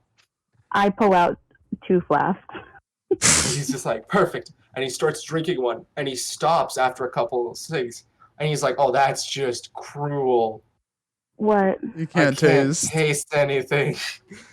Oh, it's for the best. Wait a minute. You're under my control. I command that you taste it. He's just like, hey, you guys, I'm trying to warn them. I'm like, hey, you guys, this stuff is from the celestial plane. It's made to mess up angels. Okay, it's made to mess up divine beings. You might not want to slurp. Bitch, I've died already. I know what I'm about. And he swigs again. And he finishes and he's like, "Oh, that's that good stuff. Oh, holy shit." Literally. Yeah. It's made from god feces. I give him that, and then I also give him like a bag of like nondescript. I don't know, what is it? Let's call it angel dust. Angel dust. Why do you have drugs on you? Drugs? What do you mean drugs? This is literally just the dust that falls off angels. Yeah, but if you do a line of I don't know what you're into. I know if I didn't have to be alive anymore, if I had a deadline. He goes to reach it, and as he gets his ready to hand and reach out, and he reaches out, and instead of reaching out, he immediately collapses into the ground. He's like, "Damn, bro, I can't feel nothing." Hey, I bet you could play us some killer tunes to fall asleep to right now. Yo, bet. and he reaches like randomly outward for his lute or bass as he calls it, and he's struggling trying to look for it. with that, Cute. one of the group members from the brigade, specifically the one that was holding the mace, kind of also chimes in and goes, "So, do you think and she just goes, "I'm pretty sure whatever happened is probably related to whoever summoned that nasty-looking creature in the center of the city." What creature? Oh yeah, sorry. She's just like, yeah, the big draconic creature. Hey, that reminds me. Can anyone else see him? And she just points. To where? To Waku. Yeah. And so the greatsword wielding what's it called? The greatsword wielding paladin, who looks to be an elf, like responds, "Yeah, I can also see him. Anyone else?" Like I thought it was just me. I didn't want to say anything, but he sounded like he was shouting, and no one paid attention to it. Oh no, we just don't pay attention to him. Waku's just like, "You guys can hear me? Oh my god, actual people!" and he runs over immediately and starts shaking their hand. What are we? Oh Chopped no, liver? can he make physical contact with them? So I mean, like he can make physical contact with some people, and Can I make a medicine check to see if he's turning more mortal? This is scary. Yeah, you can actually. That's a fantastic idea. Please do that. Yeah, I would like to point out at this point that he went from Jesus. I would like to point out that he went from like the glowing white that he is when he's usually like in that heightened state or that like borrowed state to like the normal colors that he's in. No. What do I get from my medicine check? You get a 1d1 damage to yourself. Okay. I guess anyone else wants to try it? Fair. You can roll insight or religion. Roll religion. Roll religion. Roll religion. I'm gonna try that real quick as well. Are you proficient in religion? I am. It Okay. doesn't look like it. I was gonna say that's just a 2. Okay, I don't know how Storgé sees this before anyone else, but Storgé notices that he is distinctly a little bit more mortal when he's not in like the heightened state. I don't think Storgé cares. Storgé does not care. Yeah, I figured. Storgé is analyzing the battle that just took. Yeah. Storgé notices, but in the background is like rewatching footage. Yeah. Like slow-mo play-by-plays, being like, I could have more efficiently killed. Like updating his programming. This is machine learning in the world. Yeah. But yeah. Let's just say I will make it seep into other people's roles. How about that? You notice that he's distinctly more mortal when he's back in this form. You feel it, like he's ever so slightly slipping. More mortal than what, if you don't mind me asking? So let's say, remember the point before, I forgot it was this group or another group, but he was stabbed. And like it was an actual issue because it wasn't healing immediately. Okay.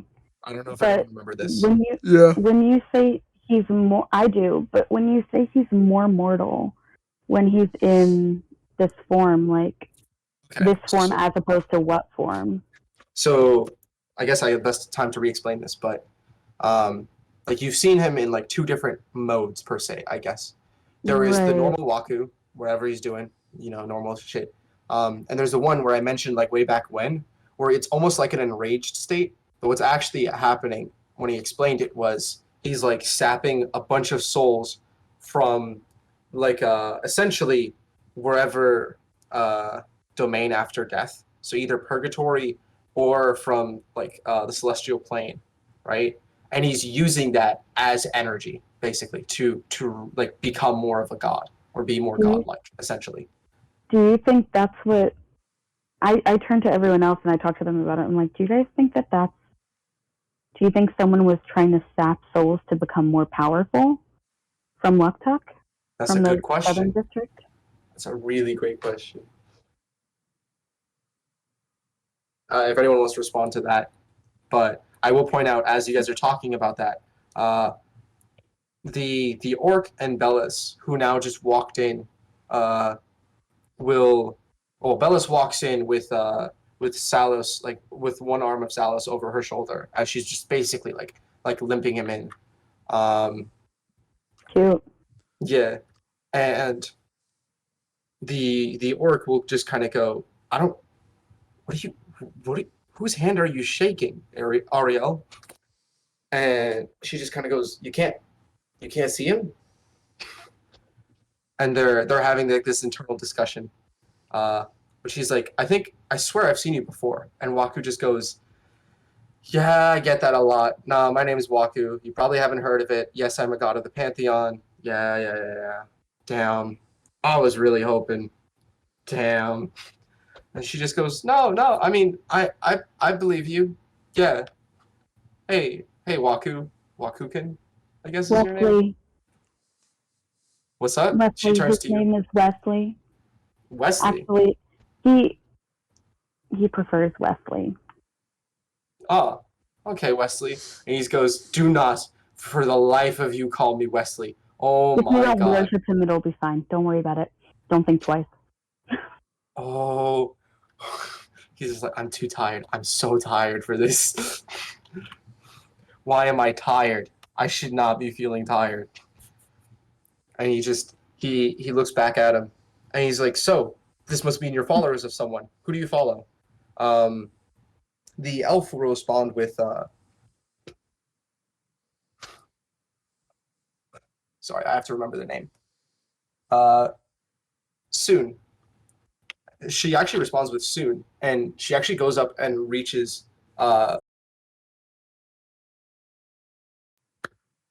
Salos, that's it.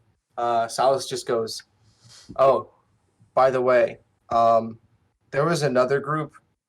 I just talked to them, said they were friends of yours. They mentioned something about like a person that's trapped. I don't know what they're talking about, but it seems Did you like say your name? Sorry. they mentioned what's it?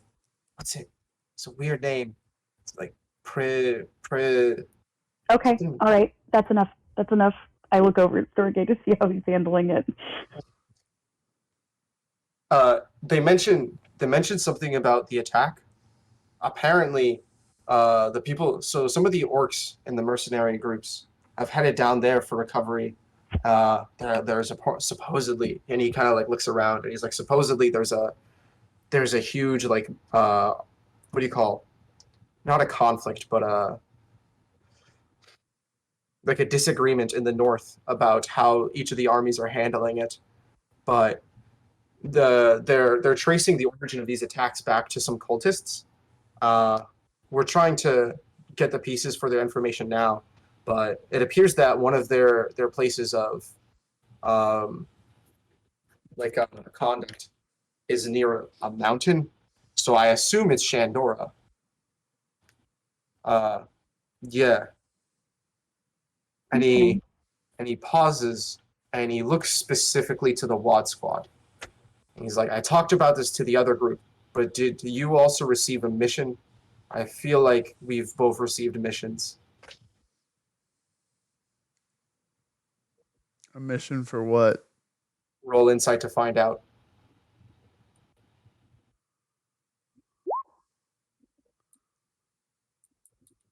Great. Great. Anyone else? I got you.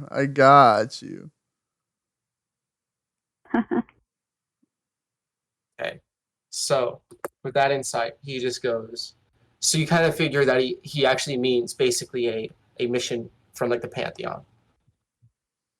Oh, basically, you guys are. Yeah, we did that. Yeah, this is the first time I directly heard from the god I worshipped. It feels weird. It's good to know that he's there. It's good to know that he exists. The god you worship, is that Tempest? Yep. Okay, just double checking. That's incredible because I think Tempest didn't name their champion, so this is good. I just chime in, like kind of half talking to myself, like the god I watched the god I worship die. Okay. So- Huh? Yeah, can you turn it off? I'll be up in a minute. Yeah, and he just goes, he didn't talk about me? Damn. Who? Look, sorry, say again? Oh, I was talking to the group, not like I wasn't talking in character. When I said that like Tempest never named his champion, that's just something I have in my notes, and now we know who his champion is. Oh, so you didn't say that to him? No, I didn't. I just said like, oh, the god you worship, Tempest. At this point, Bellis will also chime in. You know, he keeps saying this, and I mean, I'm not believing him, but I don't really get it. So, Can I say something and then roll insight to try to see his reaction to it? go for it. I want to say, sorry, I want to double check and make sure that Hey, this are you is. two a thing? Rolls insight. I want to say to him, good work finding. What's Tempest's pronouns? He, him. I say, good work finding his staff. Do you know why it was in Ogma's domain? He just. Are you saying like, because he didn't find it, it was the other group that found it. But are you asking him why it was in Ogma's domain? Oh well, I'm sorry. My notes say that that Tempest's champion found. Nah, it was the other group. Yeah. Oh okay. Never mind. Because Okay, right I'm now, not actually, thinking- technically the professor has it. Oh, Sorry, okay, Professor never mind. Hawthorne. So. Okay, my Yeah, bad. if you ask him that, like, I can respond. Don't worry about it. Never mind. All right. Anything else you'd like to roll insight for? They fucking. Do they be fine? I I'm assume. kidding. We already know the answer. Yes. So he just kind of goes, yeah, I think I mentioned something about a dragon supposed to help out. I think Arendite was already helping out if we're talking about the same dragon. Sorry, I didn't remember much of that dragon. I'm honestly I'm not that smart of a person. And he just kind of looks down in Says that disappointment. about himself? Yeah. Here's your insight roll. He has really low self-esteem. Incredible. Yeah. Like when who he's not in doesn't? combat, when he's not in combat, he has really, really low self-esteem. Who said something about a dragon? Do we need to go help? He's like, no, it was Tempest that told us. I think he mentioned you guys had something you need to get through. In fact, and he turns to Bellis. He's like, I feel like you should go with them. And she just goes, what? And he's like, yeah, actually, I think the whole brigade should go with them. They're going to be heading to Shandora, which means that if we're going to head towards where I think they're going, and he kind of ends in silence, or like he trails it in silence, and Bellis pauses, and she's like, but you think I'm just going to leave you here to work by yourself? And he's like, oh, please, I'm perfectly fine. She lets go of him, and he just falls to the ground again. And he's like, yep, see? Perfectly fine. Yeah, he didn't pass out or anything. She just kind of goes, fine. And she looks over to the rest of the brigade members, and she's like, do you guys think you're down for she started to say an S, and he pauses, and she looks over. Are you guys a guild? Yeah. The only thing we're guilty of is having a good time. She pauses for a bit. She's like, I like you. I was going to say Helera leaves the room in shame. No one laughed at her joke. She just goes, "I like you." Salos immediately responds while with his face on the ground. Figures. she lightly kicks him, and she just goes, "Yeah, okay. I guess it's no longer an escort mission. Do you guys want to do a co-op mission or a co-op Negative. quest?" Negative. Yes. You haven't spoken this do. entire time, and that's the first thing. We have one goal in mind. Yeah, they were gonna Yes. help us with it. Yes, Storgé, we do want to do a co-op mission because if we do a co-op mission, we fight more powerful people. The more powerful people we fight, the stronger we get, the better chance we have of saving Pershera. That doesn't matter. We have enough chance to save Helera right now. Where does this co-op quest lead us? Look, I don't like admitting this, but I almost died. Oh, don't play that card. You were fine. So in a nonchalantly, Bellis just answered Shandora. Yeah, you know, Shandora. Do you guys Yeah. not remember Shandora? Is that Negative. not? Is that not like at the yeah, I got you, city I got you, at the mountain? It's the city inside the mountain. Yeah, where we were trying to get to anyway, which is why we should do the co-op mission. Where? Shandora. Uh-huh. See Shandora. Shandora. I- Shandora. I'm And listening. He starts. You hear like a tape recorder just start. Click. Like For legal purposes, I am recording. Is this all right with you? they just go. Salos perks up and he's like, "By the way," and he's like, "I hope I'm okay with mentioning it to this to the brigade as well." But and he turns to you guys. I believe Tempest mentioned something about getting there faster with a staff. Yes. Yeah. He's like, he didn't tell me the specifics of it, but I assume that wherever you need to go, if you can get both the parties there, then that'll be your fastest method. We have staff on staff, my guy. Whose staff do we need? Tempest? Waku? He just said you can use a staff to get there. Waku will then perk up as he walks over and just kind of like squats or like kneels or I guess squats down to look at Salos a little closer. And he just goes, "I think he probably means that we can just teleport using the nearby staff." Sorry. Which reminds me, and he like momentarily turns his head towards you, Helera, and goes, "You may need to make a stop at Rivermarsh at some point in time." Why? But he's just like, "It'll probably help us out in a bit."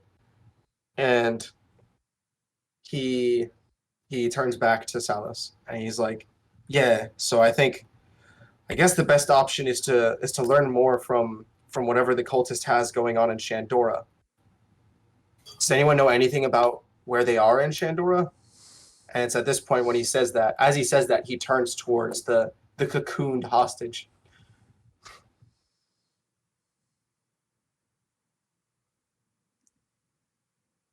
Okay. I That's it. translate to him in Abyssal, and I say, "Where in Shandora are your prisoners?" He looks at you and he says something that's muffled because of the rope around his mouth. Do you know sign language? I don't feel safe taking that off your mouth. Or like a cocoon. Do you know sign language? or I just grab the rope around his mouth and just pull it down slightly. No, I don't trust it. Now he can do his verbal components. Now he starts yelling in Abyssal. Does anyone know silence? Have that prepared. He yells in No. Abyssal. It's not a spell cast. He's just yelling like against you guys, basically. Like I he's squat basically cursing you down. out. I squat down to his like eye level and just stare daggers into him. He's just he slows down with his cursing, and he's I just punch like, him in the face. So he slows down with his cursing. And he's like, what the hell? He just does, what the hell do you, and then you just smack him in the face. He's like, ah! And then after she does that, I like grab him by like his ear on one side, and I'm like, if you don't tell us what you want to know, I'm gonna do that and a whole lot more. He responds in abyssal to you, and he's like, I don't know what your friend over here said, but it sounded threatening. No, I can speak abyssal where are too. they? I'm not gonna ask again. Oh, you can speak abyssal too. Oh, Yeah. okay. Where are they? I'm not gonna ask again. He's like, who? Who is they? Who is they? I'm going you in the face again. The cultists, the people you work for. In Pandora. Keep up. And he's like, how am I supposed to? And you guys get ready for another punch, and he's like, wait.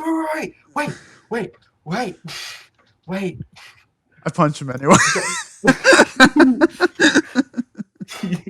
He just. You can't hear what he's saying. Slow down.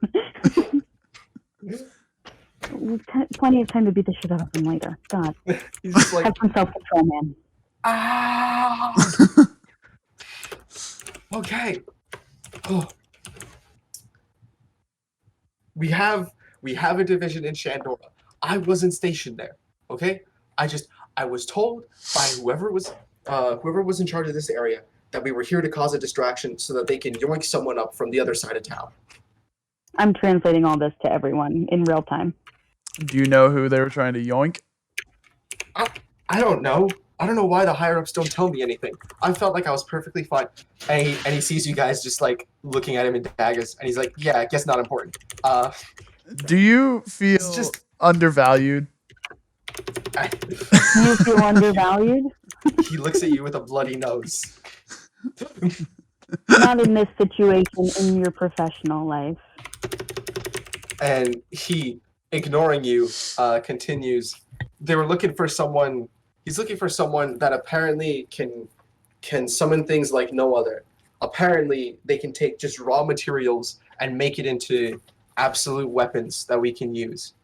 I have no further detail on it. I wasn't even given the directive of who we're taking out. I was just told to cause some chaos here. I asked you a question. What's up? I say that to him. I asked him if he's undervalued. If he feels like he's undervalued. He kind of pauses, and he just says hesitantly, no, because I know that even if I die, our goals will be achieved.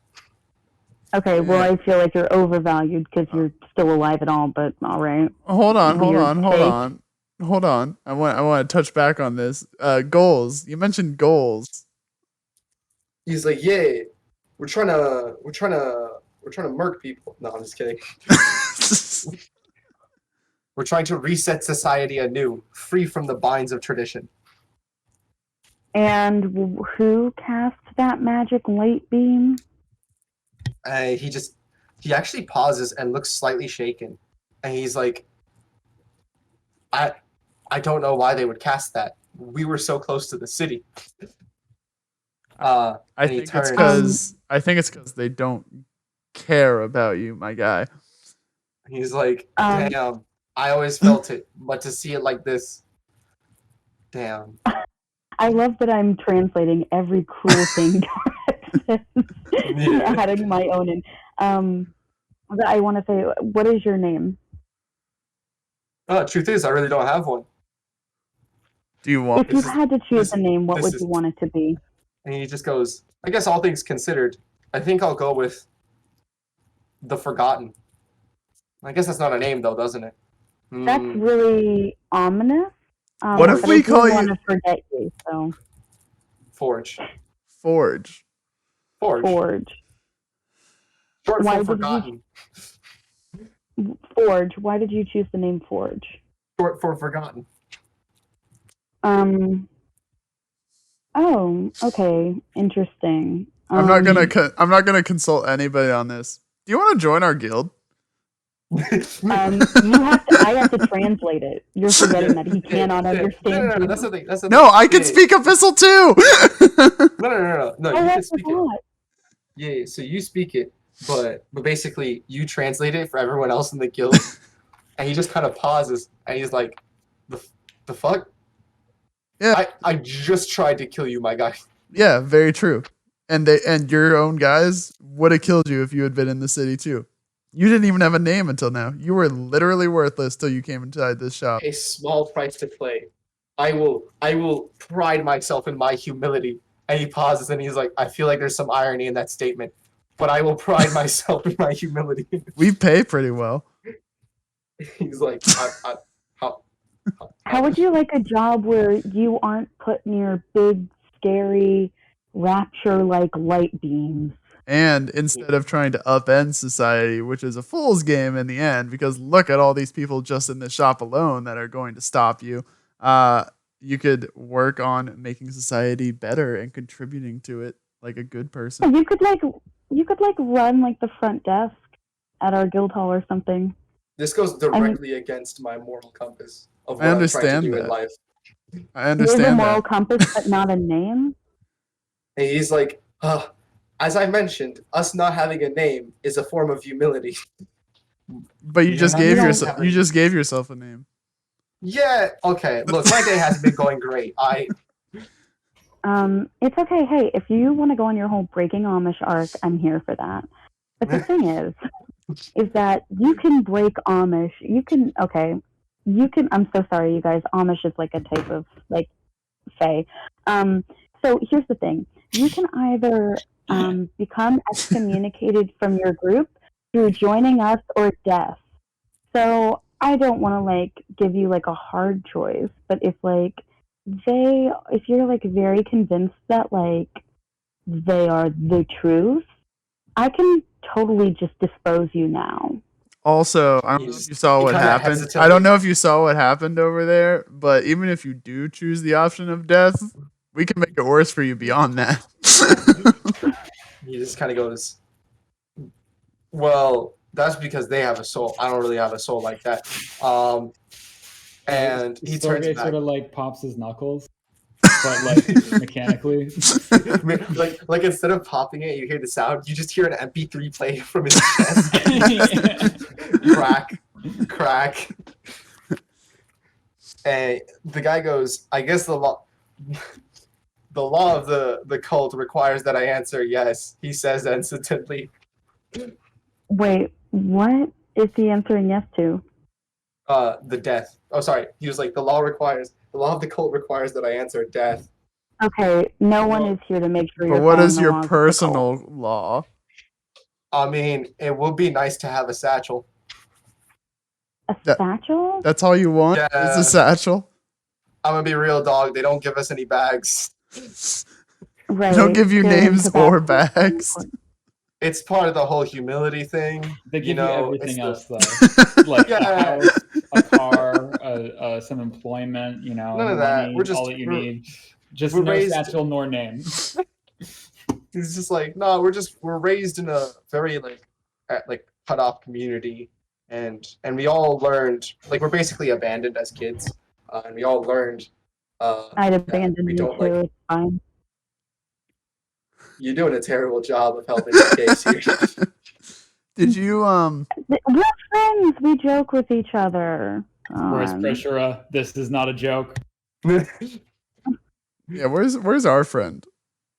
You're He's just like, help us find our old Didn't he friend. tell us? he kind of mentions, I think the whole point of the Shandora base of operations is to contain everyone and also prep for the final phase. I don't know. Boss was kind of vague about the final phase. Why Who's was the boss? Pressura taken? Apparently she's necessary. She's really good at building stuff, you see. I assume you mean whoever we had there before. Who is your boss? Yes. His name is Name generator.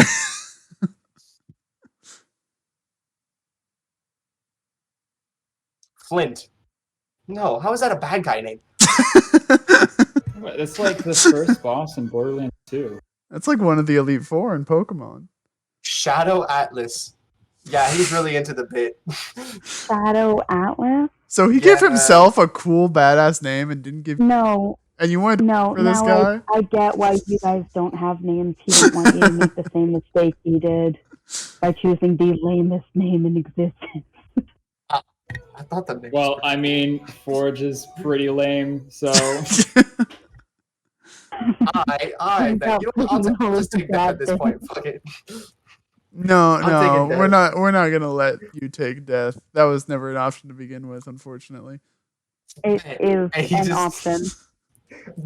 bet. And with that, he bites his teeth. The man is now unconscious. He bites but his not dead. teeth. He is not. I will confirm he is not dead. So he bites his teeth. One of the things that he had in his teeth was not teeth. He's looking to choke right now, so he's unconscious. Okay, What- let's fish it out. I mean, like whatever it is, it's a chemical. So, you know. I'd fish it out. cast a lesser restoration. Actually, why don't we just let him die? I got a nat Why would 20 on we- medicine. At 20 on medicine. Yeah, You stabilize him, but he is still unconscious. that's fine. Why are we trying to keep him alive? He chose death. Yeah, death's not an option though. I'm a necromancer. I kind of hate the whole death concept. So as you guys are doing this, and as your teach is like just puts your hand on your shoulder and he's like, no, that's enough. As he yells out, you hear the door chime open, and he just goes. You just hear, how is that? Anytime I come back, there's more people here. It's good for business. I mean, I guess. Right now, business is closed. Hey, everyone. How's it going? Nick, Hey. can is there any way that I can, I don't know, like, have bought, like, some nice flowers or something on the way back here? Or, like, I mean, get all, like, everyone's in siege mode right now. There's not much business going on. So if you want to pick up a bouquet of flowers from a stall that no one's manning, you can. Okay. Yeah, I do that. I give them to Mike, and I'm like, I'm very sorry about your mother. Is there a siege still going on? Can we join the other group? No. For the most part, it appears that it's the end of it. But Okay. he just kind of goes, oh, and you can feel like a bit of like what do you call sorrow in his like voice, but he's like, thank you. Is there anything I can help you guys with? As he holds the flowers, and he immediately turns and he's like, oh my god, is that person unconscious? Here, don't worry about it. And he puts the flowers in a vase and immediately picks the guy up and takes him to starts taking him to the back room. I'm gonna go. This is Terrac speaking, but me in the near future. I'm gonna go to bed. And so he's like, yeah, feel free to use the stuff upstairs, though there's only 3 beds, and I prefer no one slept in my mother's bed, so 2 beds. Hey, I worshipped your mother's mother. I think it's fine. He goes, no, I really don't. I think we only need 2 beds, right? We can probably at this fit, point- because Storgé doesn't sleep, and we can probably fit, like, 2 in each bed. The professor, Teach will chime in and goes, I think it's about time the rest of us got some rest too. Yeah. And he pulls out a staff and he's like, I need to get this staff back to the spot in Halos. I think I'm gonna go ahead and try out the teleport from the staff. Aegon goes, yeah, I'll come with you. I'll see if there's anything I can learn from all this information. Storgé just sort of powers down and just like in the middle of all this, people are talking about going to sleep. No, oh, I am. Yeah. I'll get that. All right.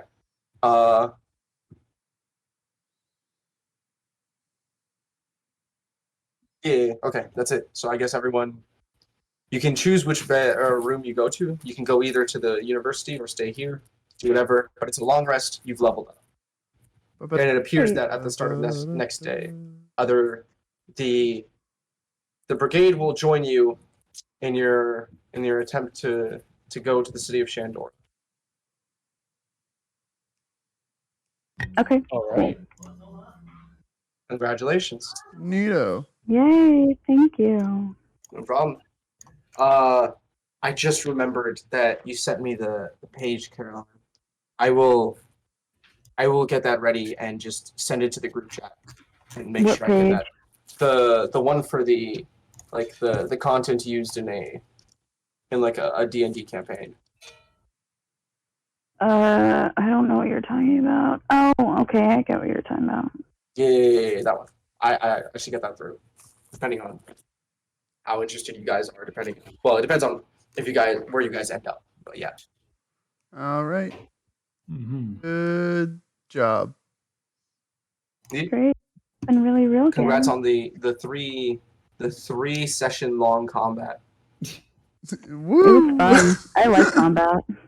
Yeah. I'm glad. Hopefully you guys enjoyed it, because it's gonna be cool. It's gonna be at least a session of just non-combat starting next session. Okay. I have had my fill of combat. Yeah.